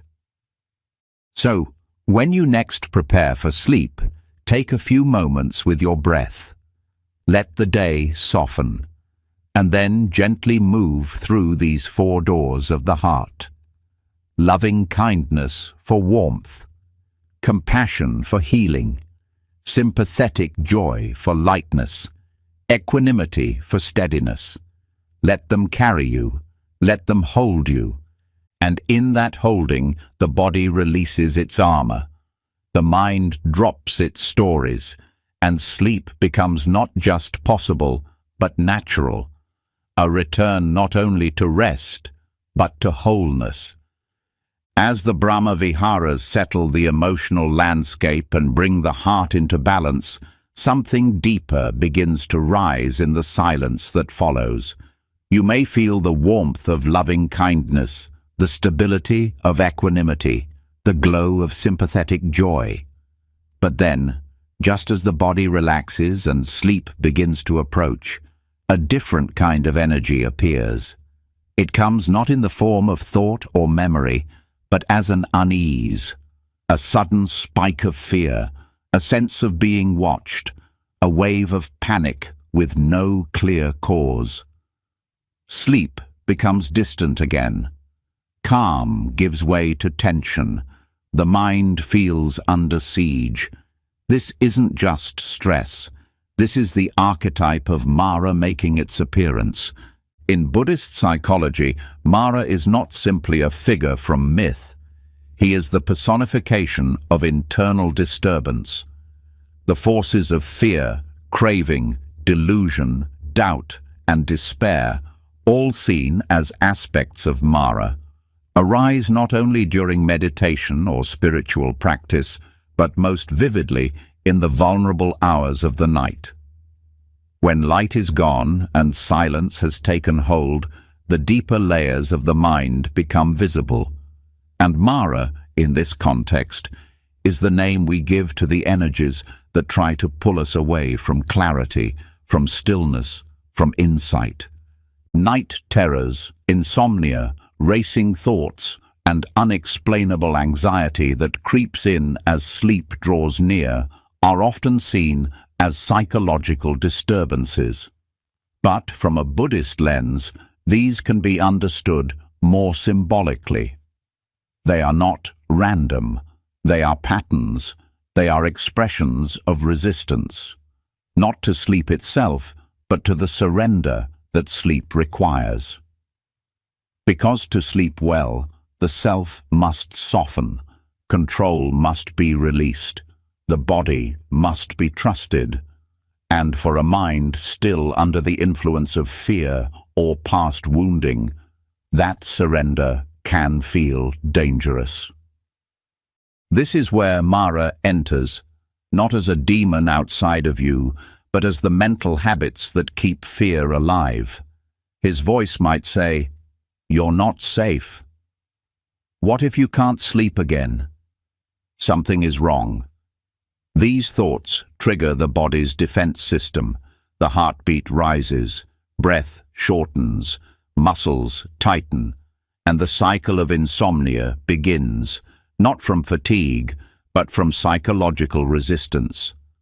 Recognizing Mara in these moments is the first step toward liberation, because what you recognize, you no longer believe blindly. The Buddha himself faced Mara under the Bodhi tree on the night of his awakening. He did not fight. He did not run. He simply sat with unwavering presence. Mara brought every fear, every distraction, every temptation. The Buddha responded with mindfulness and equanimity. "I see you, Mara," he said. That phrase is the essence of this practice. You see what arises, and in seeing clearly, the grip begins to loosen. When insomnia or night fears appear, instead of seeing them as problems to be fixed, you can begin to approach them as visitors. Ask, what energy is here right now? Is it fear of not being in control? Is it anxiety about something unresolved? Is it a deep feeling of unworthiness? Whatever it is, turn toward it. Stay connected to the breath. Notice how the fear moves in the body. Feel where it lives. Is it tightness in the chest? Tension in the throat? Don't analyze it. Don't argue with it. Simply say, "I see you." That acknowledgement weakens Mara's power. Often, night terrors are tied to unprocessed memories or subconscious trauma. They rise in sleep because that is when the cognitive mind lets go. And Mara uses this opening. He amplifies what has not yet been met with compassion, but again, the solution is not suppression, it's awareness. If a nightmare wakes you, instead of resisting the fear, sit with it. Breathe into it. Ask the body what it needs. Often, just by naming what happened, that was fear, that was helplessness, you create space. And in that space, healing begins. Another manifestation of Mara is doubt. At night, the mind becomes very clever. It begins to question everything. Why am I not healed yet? Is this practice working? What if I'm doing it wrong? These thoughts don't help. They tighten the mind. They pull you into spirals. But when you see them as doubt rather than truth, something shifts. You remember that Mara is tricky. His power comes from appearing real, but doubt is only thought, not fact, not prophecy, just a passing mental event. The body, too, is affected by these energies. Mara doesn't only appear in the mind. He shows up as restlessness, twitching, sudden heat, or a sensation of being unable to settle. These are somatic echoes of unresolved fear. The body remembers what the mind has buried, so instead of fighting these sensations, treat them as messengers. You can use gentle body awareness, scanning from head to toe, slowly softening each area. Let the body feel your attention. Let it know it's being listened to. This level of presence weakens Mara's influence. The body responds to kindness more than control. There's also a more subtle way Mara operates, through false urgency. The mind suddenly believes something must be done right now. A message to send, a task to complete, a decision to make. This is illusion. At night, this urgency is rarely true. It is the nervous system, triggered by the undercurrent of Mara's presence, trying to restore control. You must remember, urgency is a trick. The truth of the moment is rest. You are not required to solve everything before sleep. You are allowed to put it down. Some practitioners find it helpful to set a boundary with Mara. This is not repression, it's clarity. You can say, silently or aloud, "Not now. This is not the time. You will not guide me tonight." This act of setting intention helps the subconscious rewire itself. Over time, it learns that night is for healing, not struggle. The role of compassion in facing Mara cannot be overstated. When fear arises, it's tempting to blame yourself, to think you are broken or weak. But this only strengthens the cycle. Compassion says, "Of course, fear is here. The world is difficult. Life has been uncertain. This compassion must be real. You are not being indulgent. You are meeting the wounded places inside you that have never known safety. That meeting is what Mara cannot survive." Breathwork can also support this process. Long, slow exhales activate the parasympathetic nervous system. Breathing in for 4 counts, holding briefly, and exhaling for 6 to 8 counts can bring immediate calm.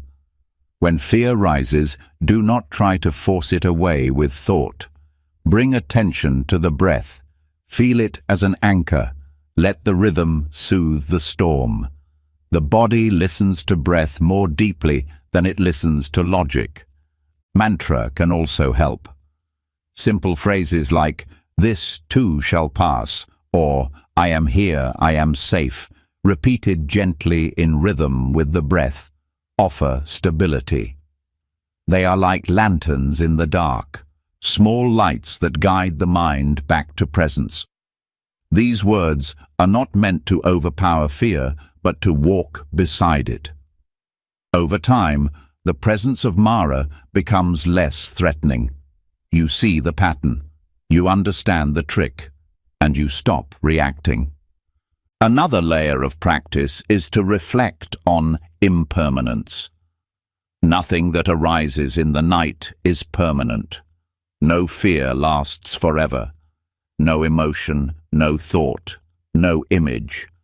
All of it is movement. When you stop trying to escape it and begin to watch it, you remember that you are not the content of your mind. You are the awareness that sees it. This changes everything. Overcoming Mara is not about eliminating fear. It's about ending identification with it. When you wake in the night with your heart racing and thoughts spinning, you don't have to become the one who is panicked. You can become the one who notices, the one who breathes, the one who stays. With consistent practice, this changes the sleep cycle. The mind no longer fears the night. The body no longer resists rest. Even if disturbances arise, they no longer have the same power. You know the territory. You recognize the pattern. You meet it with calm. And in that calm, Mara fades. Not because you defeated him, but because you saw through him. This is the essence of liberation, not the absence of fear, but the freedom from being ruled by it. Sleep, then, becomes sacred again, not just unconsciousness, but a return to trust, a letting go that is full of presence, a descent not into darkness, but into rest that knows how to hold even the shadows without being shaken.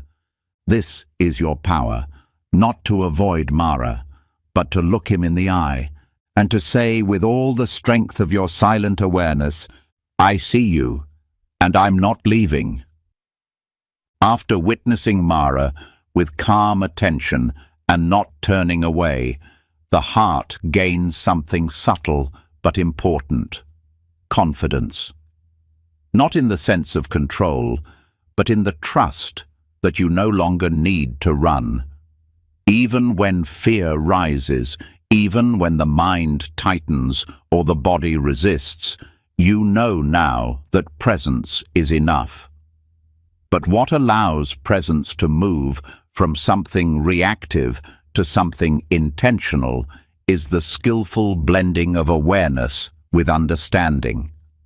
In Buddhism, this is referred to as sati sampajanya, mindfulness paired with clear comprehension. This twofold awareness is not only central to practice during the day, but it becomes especially powerful when applied during the delicate transition between wakefulness and sleep.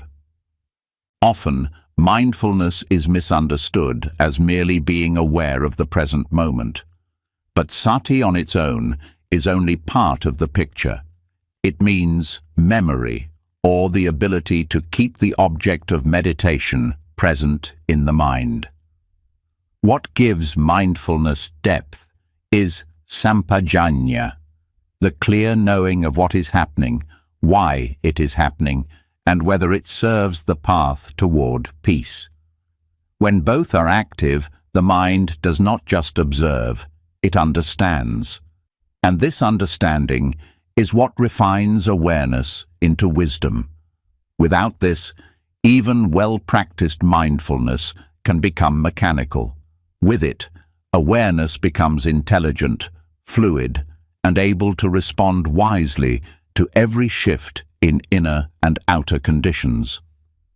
When applied to sleep preparation, this integration of mindfulness and clear comprehension transforms routine into ritual and reaction into refinement. You are no longer just trying to fall asleep. You are learning how to consciously enter rest, not through effort, but through understanding what the body and mind need moment by moment. Instead of rushing to complete tasks and suddenly expecting the nervous system to shut down, you begin to see the entire evening as a descent, a gradual unwinding, guided by attention and insight. This begins by observing transitions. The moment you stop working, the shift from conversation to quiet, the change in lighting, the feeling of closing a door. Each of these small events is a threshold.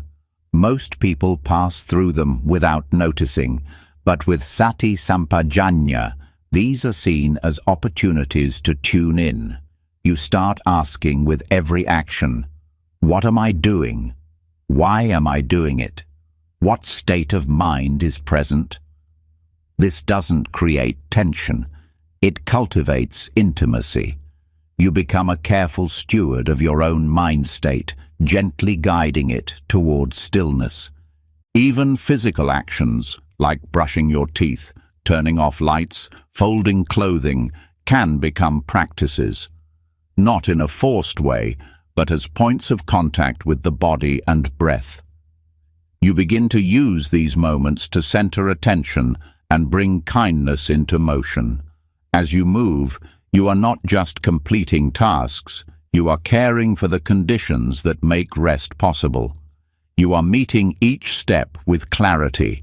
Not only am I brushing my teeth, I am preparing this body for recovery. Not only am I turning down the bed, I am signaling to the nervous system that the day is complete. This shifts the tone of the evening entirely. Instead of chasing relaxation, you are preparing space for it to emerge naturally. Mindfulness without comprehension might simply register that you are tired. But with comprehension, you ask, what kind of tiredness is this? Is it physical fatigue, emotional drain, mental overload? Each requires a different kind of care. The body might need gentle stretching. The heart might need to release tension through journaling or quiet reflection. The mind might need a simple focus, like breath or mantra, to help settle its loops. The more clearly you understand what is present, the more precisely you can respond. Mindfulness is also brought to thoughts, not to stop them, but to know them clearly. The goal is not a blank mind, but an informed one. As thoughts arise, you ask, is this useful right now? Is it a review, a regret, a plan? Does it bring peace or tension? You don't have to analyze every thought. But just by recognizing the flavor of the thought, you begin to see which ones arise from habit and which come from clarity.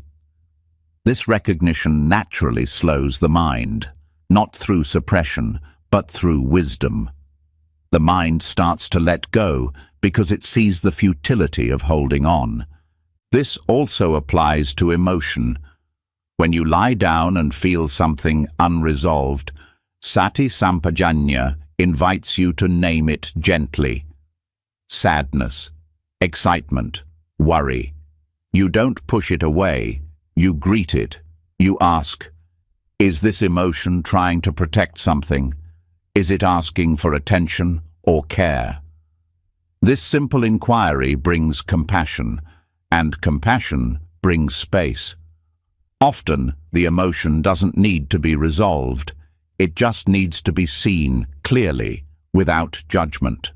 When seen in this way, even strong emotions begin to settle.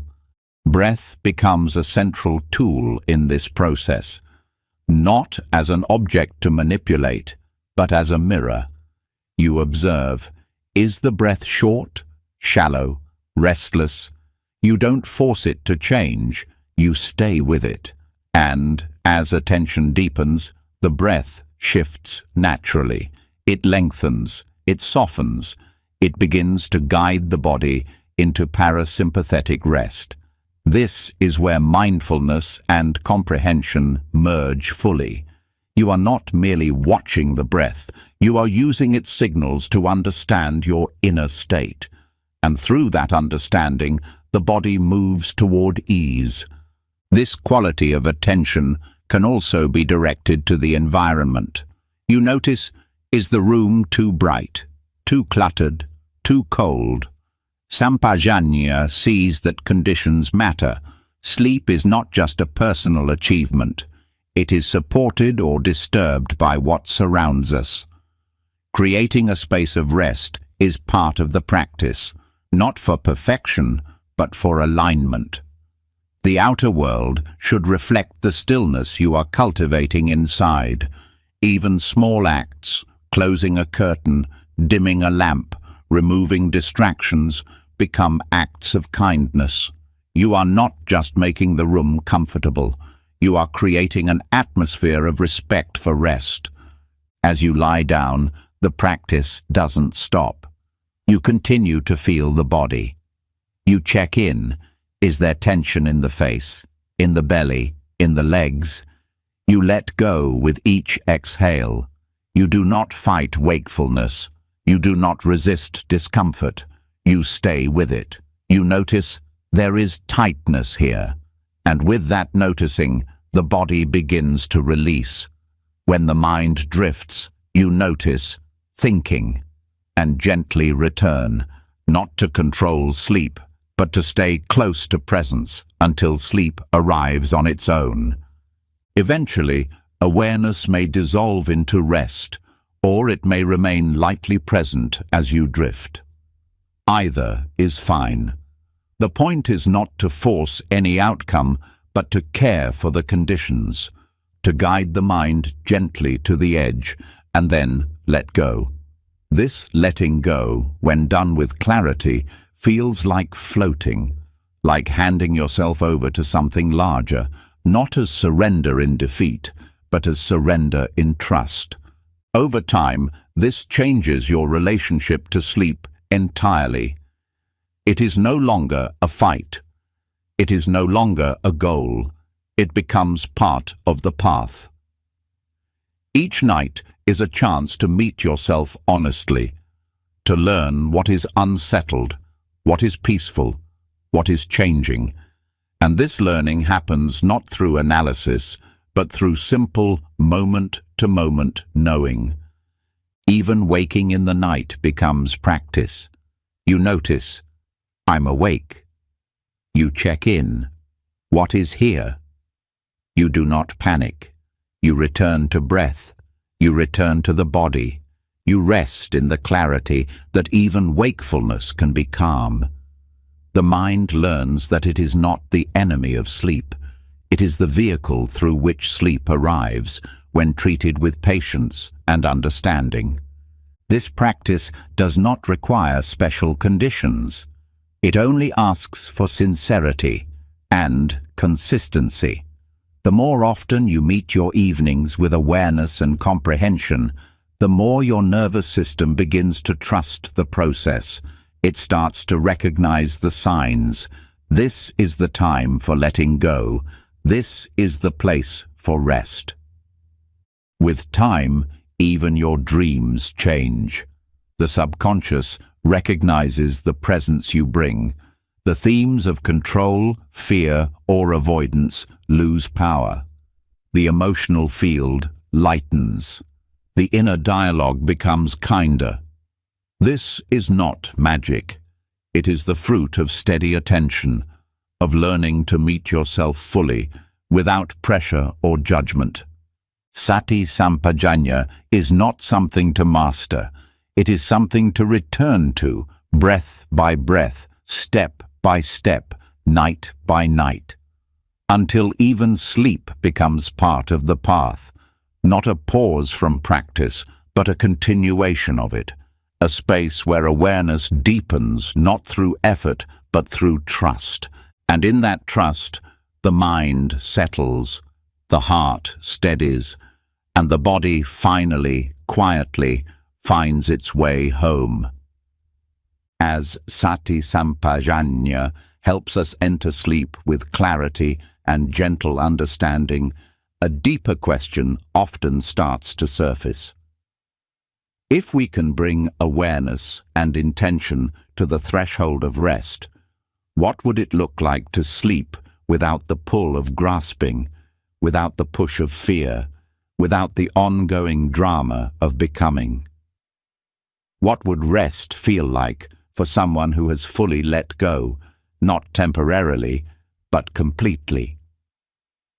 In the Buddhist tradition, that person is the Arahant, one who has uprooted all defilements and lives in unwavering equanimity. Although the texts do not dwell extensively on how an arahant sleeps, they offer enough glimpses to inspire deep reflection.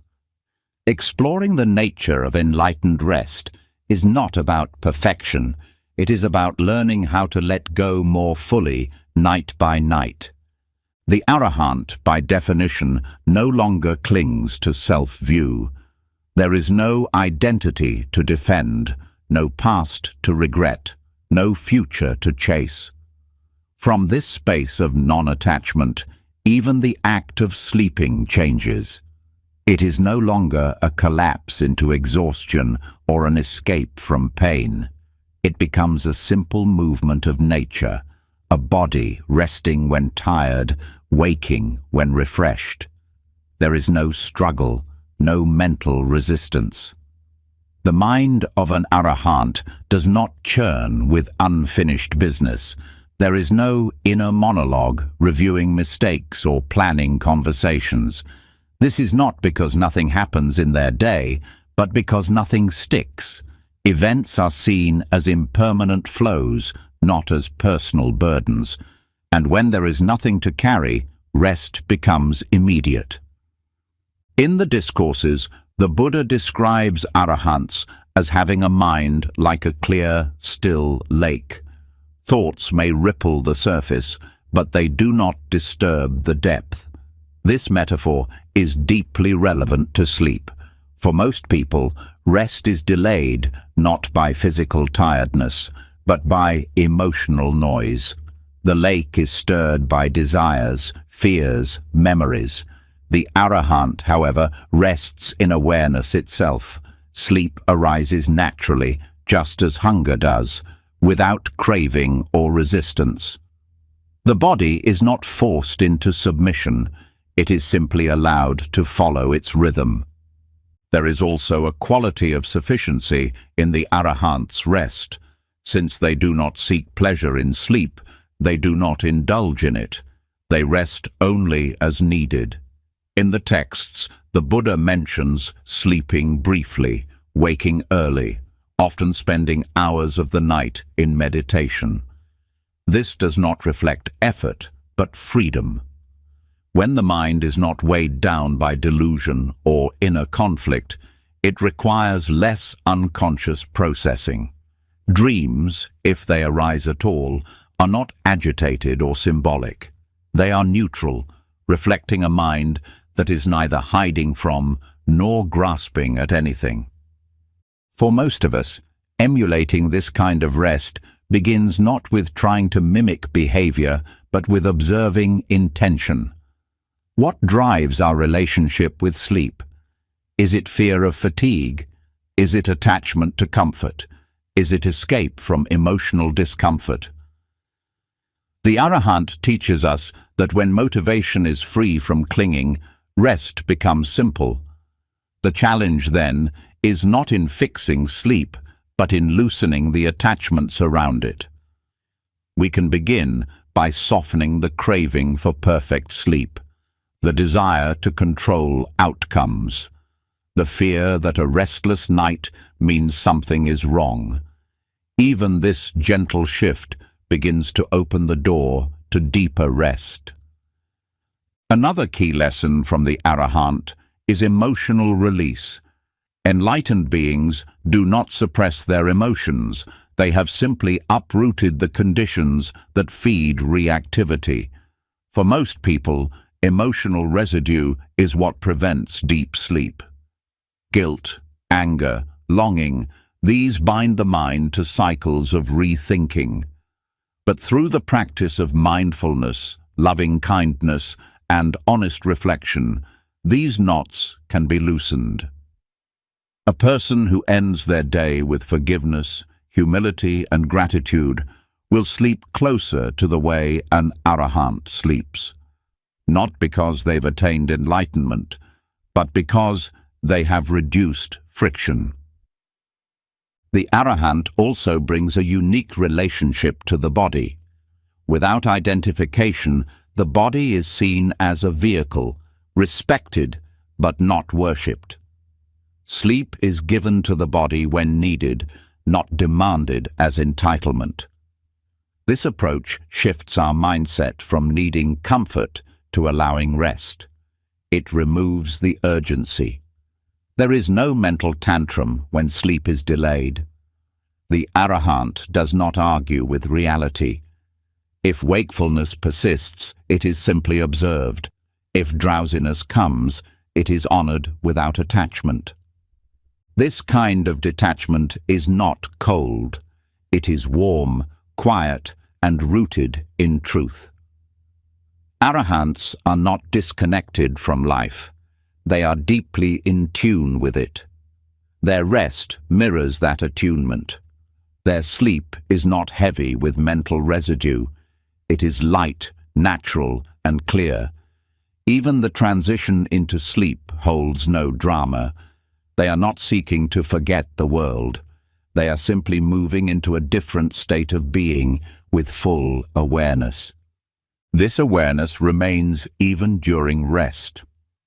Some advanced meditators report that as the mind becomes more purified, awareness continues in sleep, like a flame that remains lit, even in darkness.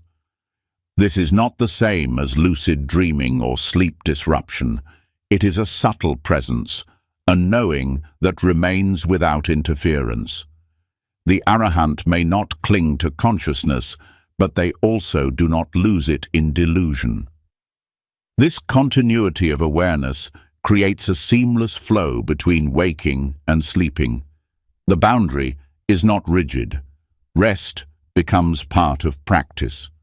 From this perspective, we can approach sleep as a training ground, not as a passive end to the day, but as a continuation of insight. Each night is an opportunity to meet the conditions of the mind with kindness and clarity. Each difficulty, racing thoughts, emotional heaviness, restlessness, becomes a chance to see where clinging remains. The more we practice this, the more the mind begins to resemble that clear lake. Thoughts may arise, but they no longer pull us into story. Emotions pass through, but they do not shake the foundation. This doesn't mean we become detached from life. It means we become less entangled. We sleep not as a reward for achievement, but as a function of balance. Our rest becomes more peaceful, not by accident, but through alignment. With less inner noise, the body sleeps more deeply. With less grasping, the mind rests more fully. It is also important to acknowledge that arahants do not judge the process. If sleep is disturbed, they do not create narrative. If the body is tired, they do not add resistance. This non-judgment is central. Most sleep problems are made worse by the stories we add. I can't sleep again. Tomorrow will be ruined. There must be something wrong. The arahant's mind is free from these overlays.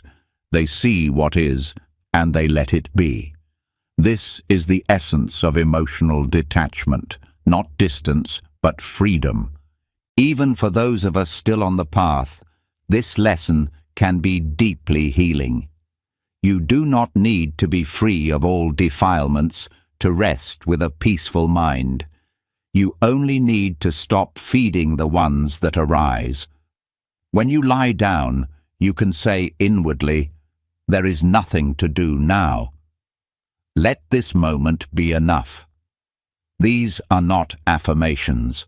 They are reminders. The mind does not need more information. It needs permission to let go.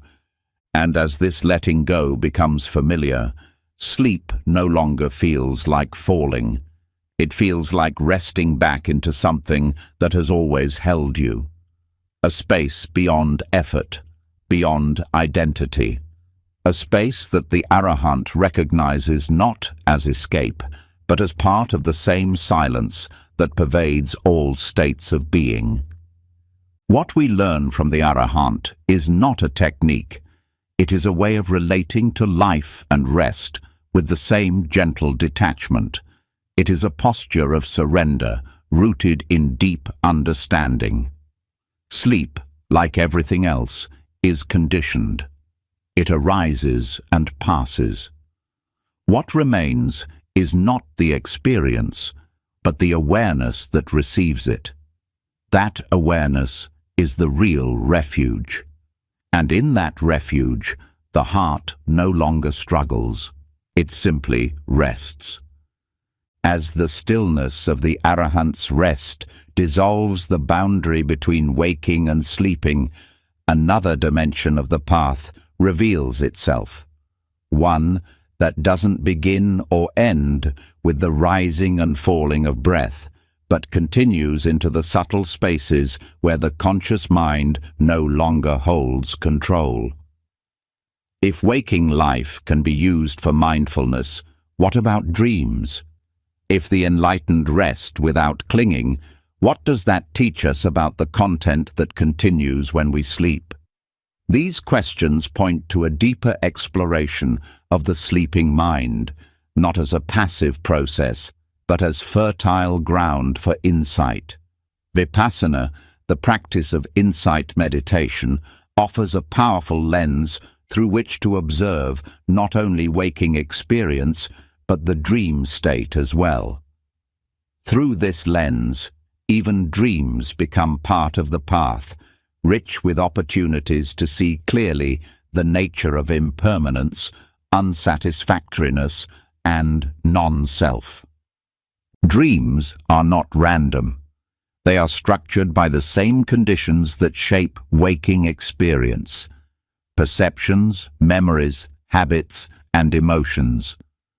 But unlike in daily life, these mental events appear without the normal constraints of logic or physical context.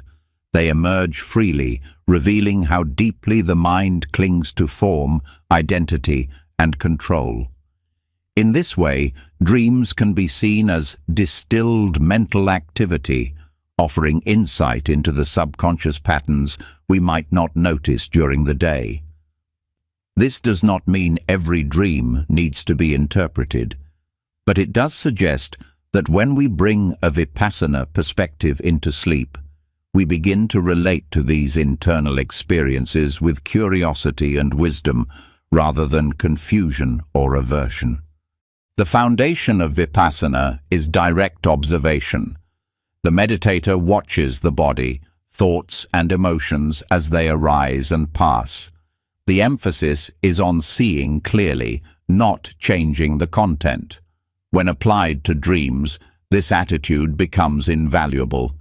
Instead of getting caught in the narrative of a dream or trying to assign it meaning, we observe the nature of the experience itself. Was there craving in the dream? Was there aversion? Did the self appear as solid, threatened, or inflated? These are not questions of interpretation, but of recognition. They bring mindfulness into the subconscious by highlighting how the same mental habits continue in altered states. Many people find that strong emotions appear more vividly in dreams than they do while awake. Unresolved fear, jealousy, or longing often return in symbolic form. These are not signs of failure, they are opportunities. Insight practice teaches us that emotional energy persists when it hasn't been fully seen. Dreams give us a second chance to recognize this energy, to meet it without judgment, and to understand its nature. When you wake from a dream that left a strong impression, pause and bring mindful attention to what remains. Notice the emotional residue in the body. Is there tightness? Is there sadness? Is there confusion? Stay with the feeling without trying to solve it. Just observe. In that observation, clarity begins to form. Clarity doesn't mean explanation. The insight here is not about discovering what a dream means in a psychological sense. It's about seeing how all phenomena, whether in sleep or wakefulness, arise based on causes and conditions, and then pass. The images may seem personal, but the process is universal. This is where the non-self-teaching becomes directly observable. You begin to notice that the you in dreams is not fixed. Sometimes you appear as yourself, sometimes as a stranger, sometimes you watch the scene unfold with no character at all. This fluidity is not just a quirk of dreaming, it is a reflection of how identity itself is constructed and deconstructed moment by moment. Practicing insight in relation to dreams starts with refining mindfulness during the day. When the mind becomes familiar with watching thoughts and emotions without attachment while awake, it carries that habit into sleep. The clearer the mindfulness, the more likely it is that awareness will remain present during and after dreams. This continuity allows you to reflect without being overwhelmed. You might not become lucid, but you develop the ability to recall the dream with calm and discernment. You see how grasping shows up, how fear constructs narrative, how comparison plays out. Each of these is an insight, a direct encounter with how suffering is formed and sustained. Over time, some practitioners find that dream content becomes more transparent. The scenes become less emotionally sticky. They may still arise, but they do not linger. This mirrors what happens in meditation as the mind purifies. Thoughts still occur, but they lose their charge. Emotions still arise, but they pass more quickly. This lightness in dreams is a sign that deeper layers of conditioning are being released. It is not that dreams disappear, but that their ability to trap you in reactivity begins to dissolve. One effective way to support this unfolding is by setting intention before sleep. This is not the same as trying to control dreams. It is more like planting a seed. You can say inwardly, "May I see clearly, even in dreams," or "May I observe whatever arises with wisdom." These intentions gently guide the subconscious mind. They don't force awareness, but they shape the orientation. The more you incline toward insight, the more the dream space responds. You begin to notice themes not as puzzles, but as patterns. This noticing itself is the beginning of freedom. Journaling upon waking can also support vipassana practice. Not by analyzing dreams in detail, but by noting recurring emotions, reactions, and identities. Was there attachment? Did the mind cling to an outcome? Was there fear of losing something? These reflections help connect the dream state with waking mindfulness. They reveal the continuity of consciousness and the persistence of unexamined tendencies. This is not a burdensome task. It is an act of compassionate curiosity. You are not trying to fix the dream. You are learning how to know your mind more deeply. In rare cases, practitioners may experience heightened awareness within dreams. These moments of clarity, sometimes mistaken for lucid dreaming, are not about control. In the Vipassana context, they are simply another form of seeing. You realize the dream is happening, and you stay present with it. You don't interfere, but you observe. The same way you might watch a breath or a thought during sitting meditation, you now watch the unfolding of the dream. This can be deeply transformative, not because the content is extraordinary, but because the relationship with the content is different. You are no longer a character inside the story. You are the observer of the process.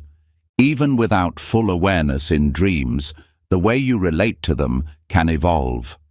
Fear no longer dominates.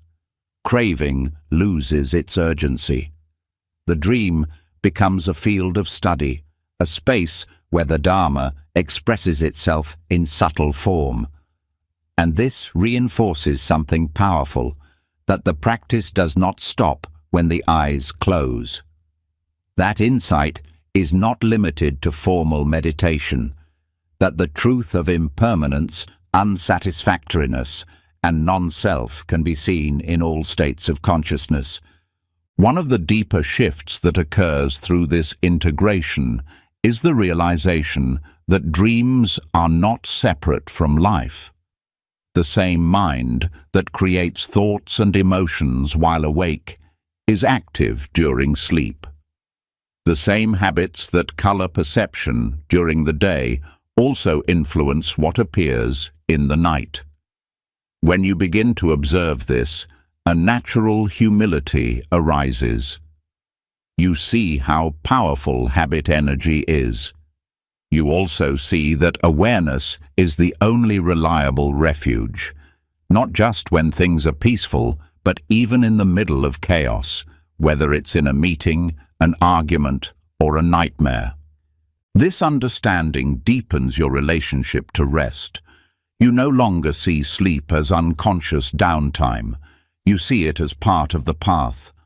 Not because you are trying to achieve something in sleep, but because you are learning to bring awareness to all conditions.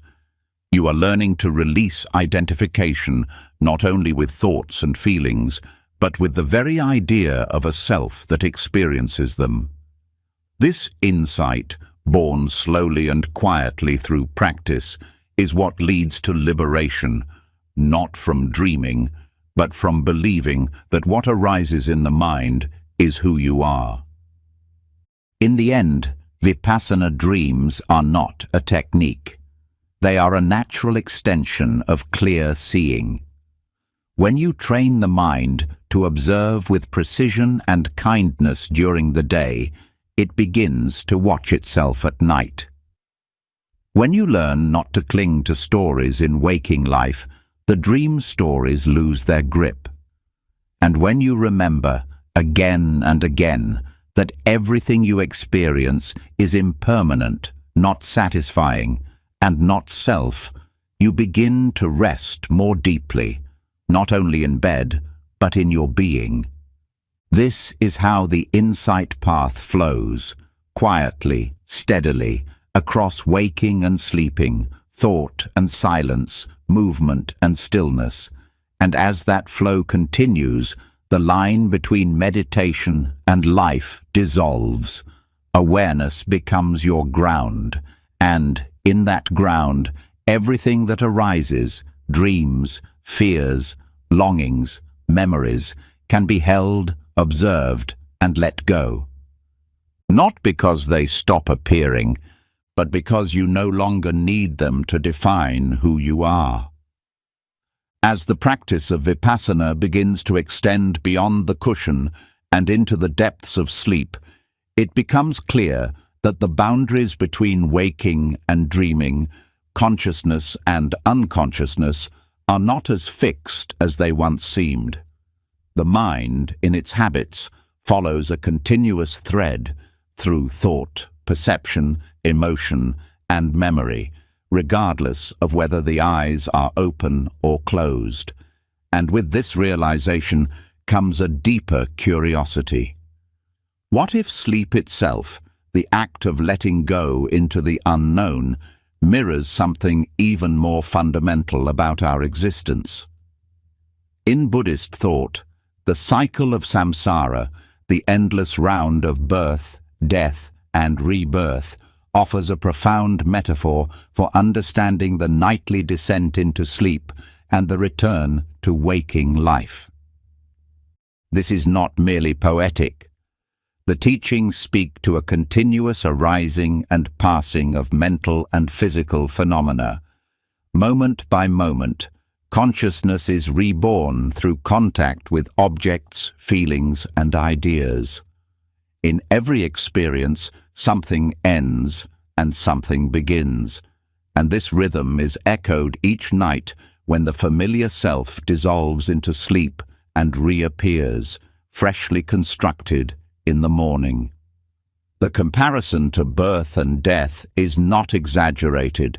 Both involve transitions into the unknown. Both require surrender. And both reveal the impermanent, fragile nature of what we call identity. Sleep, like death, requires the release of control.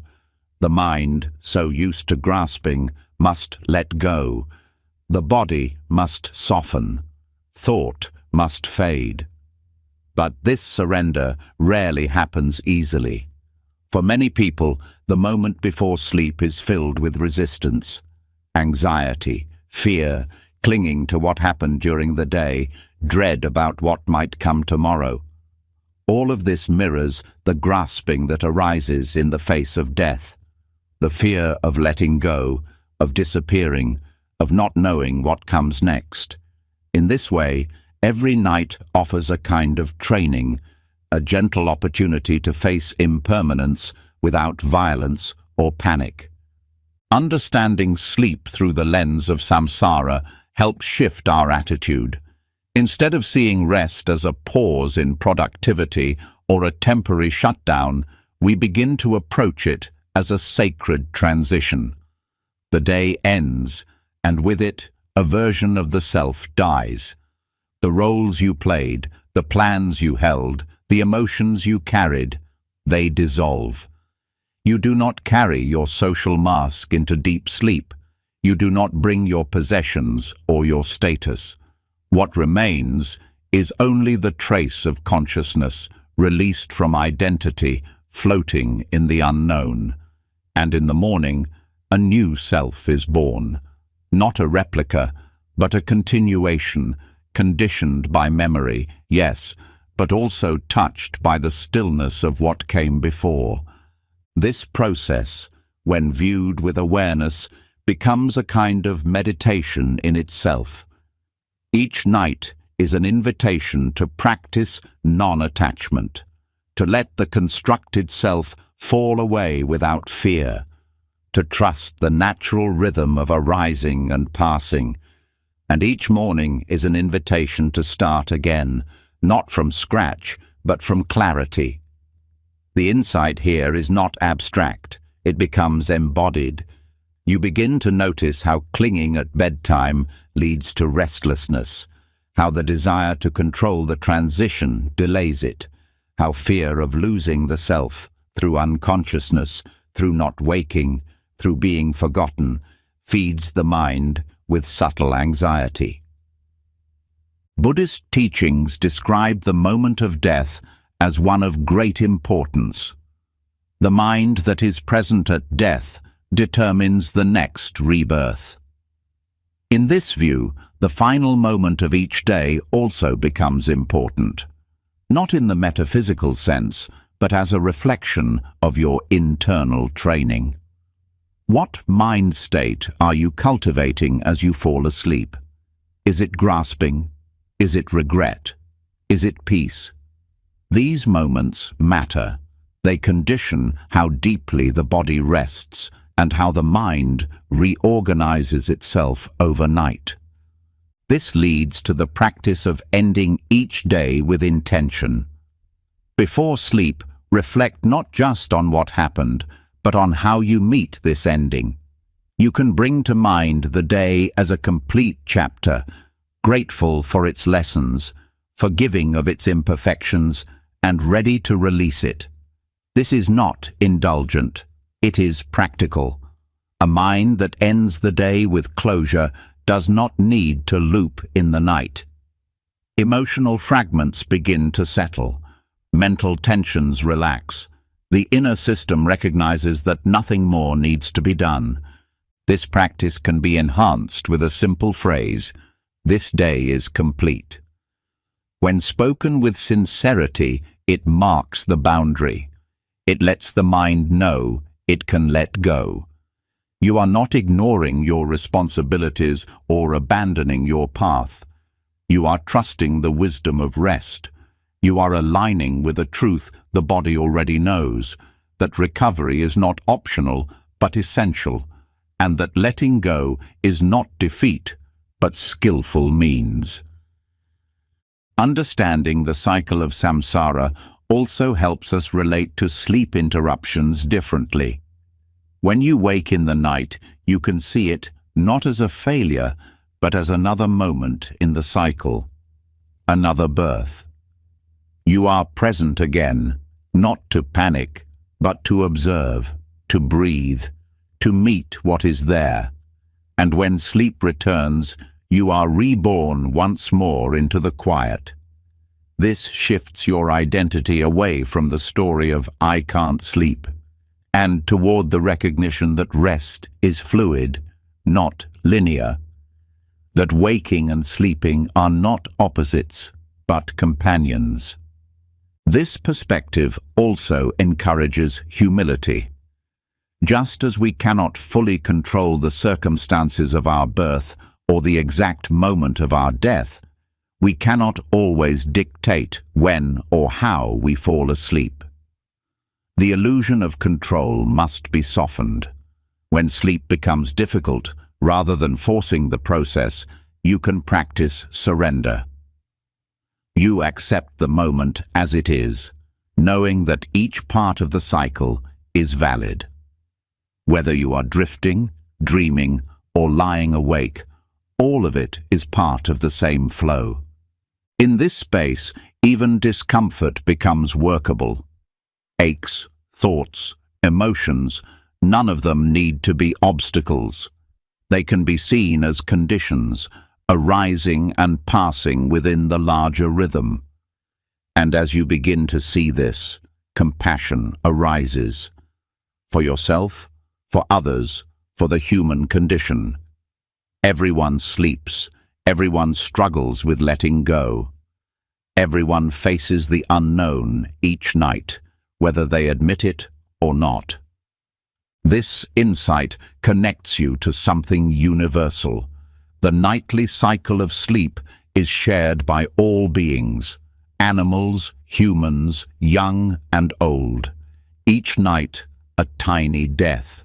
Each morning, a new life.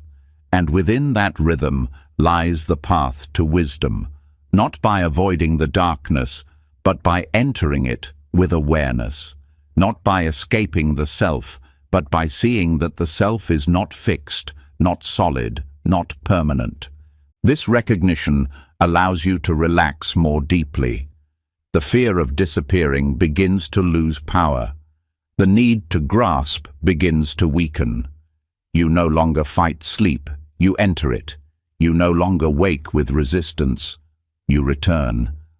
And this flow begins to inform not just how you rest, but how you live. You carry less into each day. You release more at the end of each night. In this way, the metaphor of rebirth becomes practical.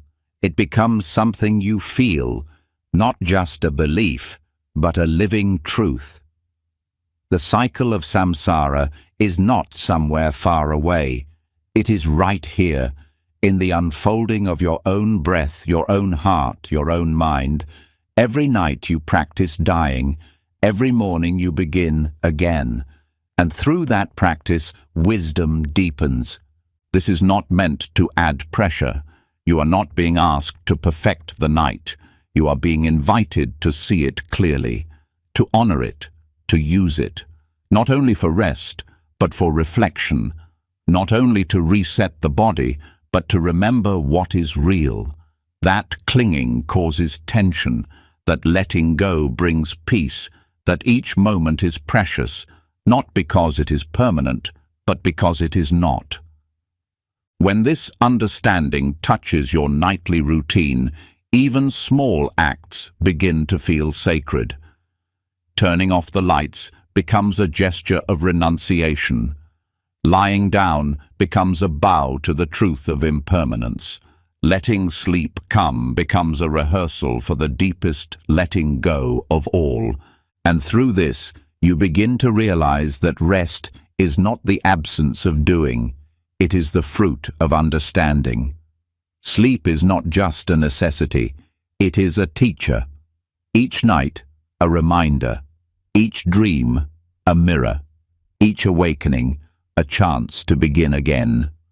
not to be reborn into struggle, but into freedom. Not to repeat the past, but to rest more deeply in the present.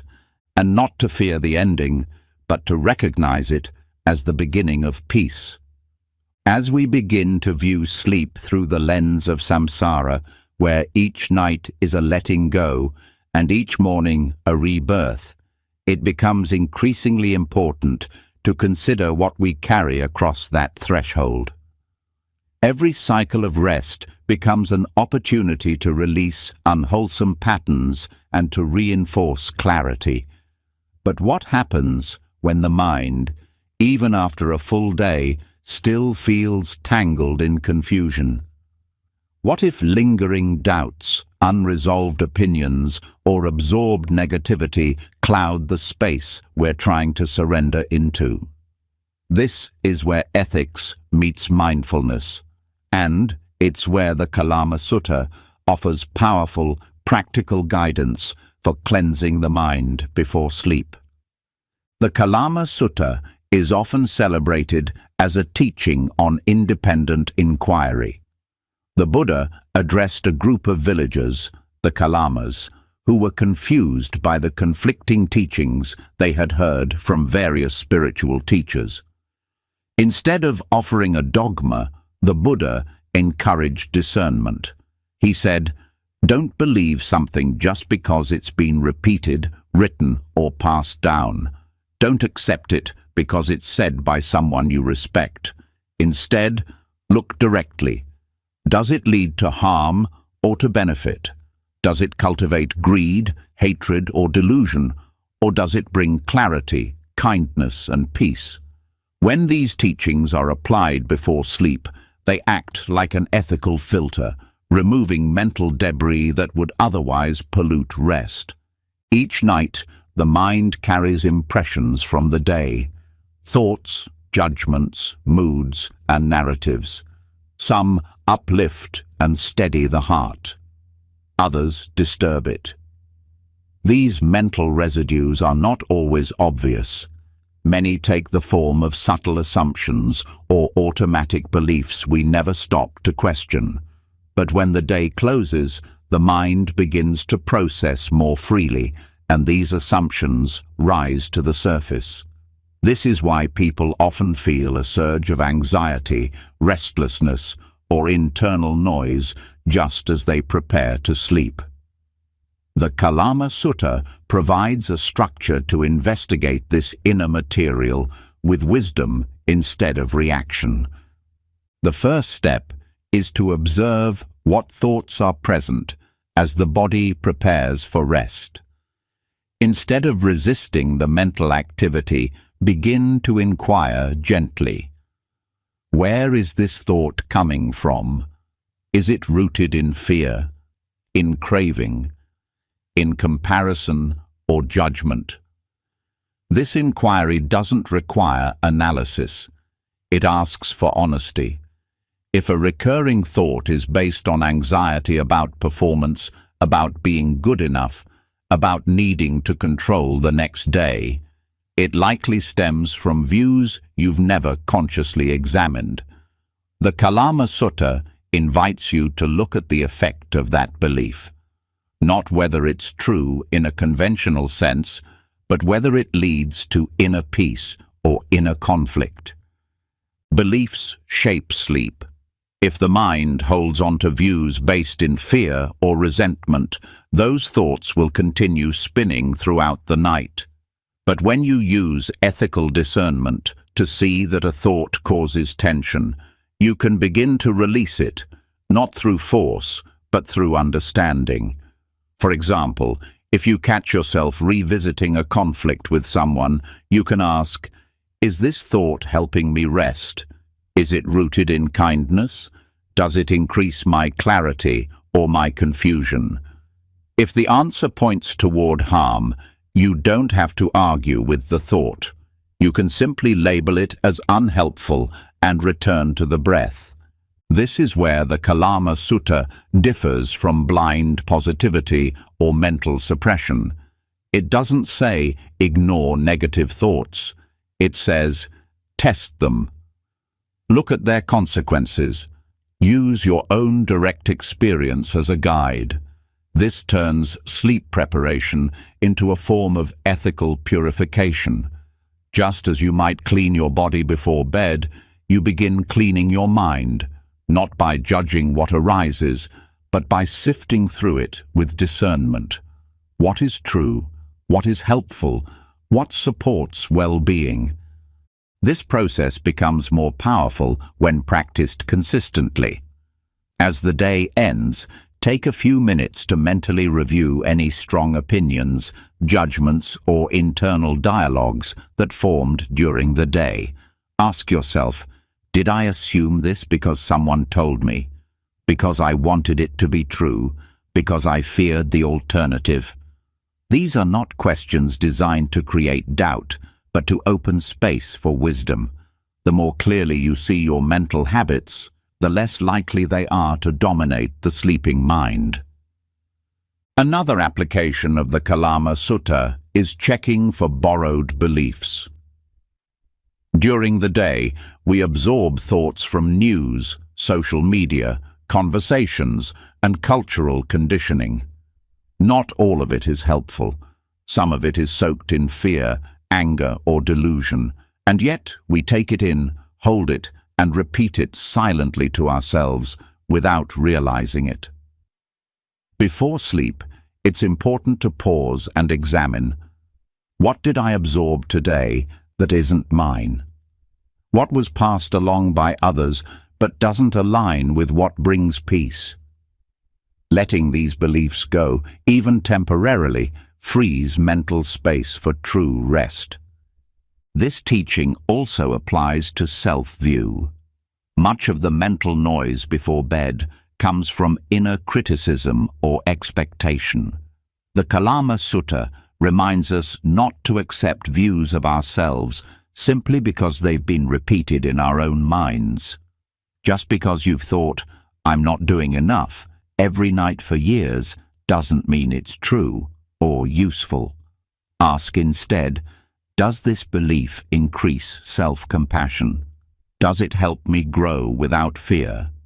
If not, release it. Not because you're denying your challenges, but because you're learning to meet them from a place of truth rather than habit. There is also an emotional dimension to this inquiry. Unexamined beliefs often carry emotional charges. A belief about failure may come with shame. A belief about unfairness may carry resentment. These emotions are not problems. They are signals. Use them. When a feeling arises before bed, trace it back to the thought or belief behind it. What am I believing right now that is creating this tension? You might discover a hidden assumption that things must go a certain way, that you should be more advanced, that others should behave differently. As you bring these beliefs into awareness, don't argue with them. Test them. What is their effect on your peace? The more you practice this, the more intuitive it becomes. The Kalama Sutta isn't a list to memorize. It's a habit of mind, a way of relating to thoughts with a calm, ethical intelligence. Over time, the mind learns to do this naturally. Instead of getting lost in mental loops, it starts asking, is this true? Is this kind? Is this useful? And just like that, the momentum of suffering slows down. The emotional charge lessens. The inner environment becomes more spacious. This mental spaciousness is exactly what the nervous system needs to rest. When the mind is not filled with unresolved beliefs and emotional tension, the body feels safer. The breath deepens. The muscles relax. Sleep becomes easier. Not because the body is forced into stillness, but because the mind has stopped feeding the signals that keep it alert. This kind of ethical filtering can be practiced in many ways. Some may choose to journal, writing down a few recurring thoughts and asking, What is the real effect of this belief? Others might sit quietly for 5 minutes, just observing the content of the mind with this question in view. Some may find it helpful to speak aloud. This thought causes harm. I choose not to carry it into the night. However it's done, the intention is the same, to bring the mind into alignment with what leads to well-being, not what reinforces fear or attachment. And when practiced regularly, the benefits go beyond sleep. You begin to notice your thinking habits during the day. You catch reactive beliefs earlier. You learn to pause before adopting someone else's worldview. You stop mistaking familiarity for truth. This is the deeper gift of the Kalama Sutta. It teaches you how to trust your own clarity, your own experience, and your own ethical compass. So each night, before surrendering to rest, pause, breathe. Ask, what thoughts am I carrying into this darkness? Which ones are grounded in wisdom? Which ones are simply echoes? Begin to sort, gently and clearly. Let go of what doesn't serve. Keep what aligns with kindness. And sleep knowing that your mind, like your body, has been cared for, cleaned, lightened, made ready for the unknown. In that preparation, the transition to sleep becomes more than physical. It becomes moral, emotional, spiritual.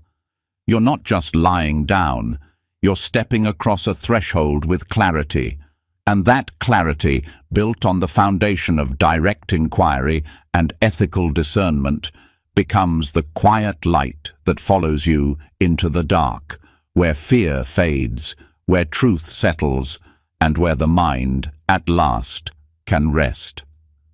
As the Kalama Sutta teaches us to sift through the mind's contents with ethical clarity, what remains afterward is not just insight, but a natural humility. When we let go of beliefs that cause harm and choose only what supports peace, the inner posture begins to soften. There's less grasping, less insistence, less pride. But even as we apply discernment, the deeper layers of identity, those wrapped in the need to control or prove, can still linger in the background. These subtle habits don't always respond to reasoning.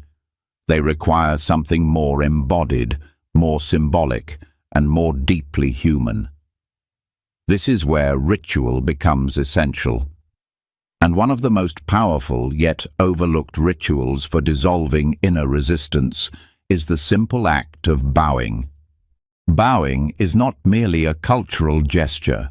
In Buddhist tradition, it is an act of surrender, not submission to another person, but surrender to truth. It is the body's way of expressing what the mind has seen, that clinging causes suffering, that the ego is not the center of the universe, that peace comes through letting go. Bowing, especially when done with full awareness, shifts the emotional tone of the moment. It physically lowers the head and raises the heart. It reminds the nervous system that it is safe to release.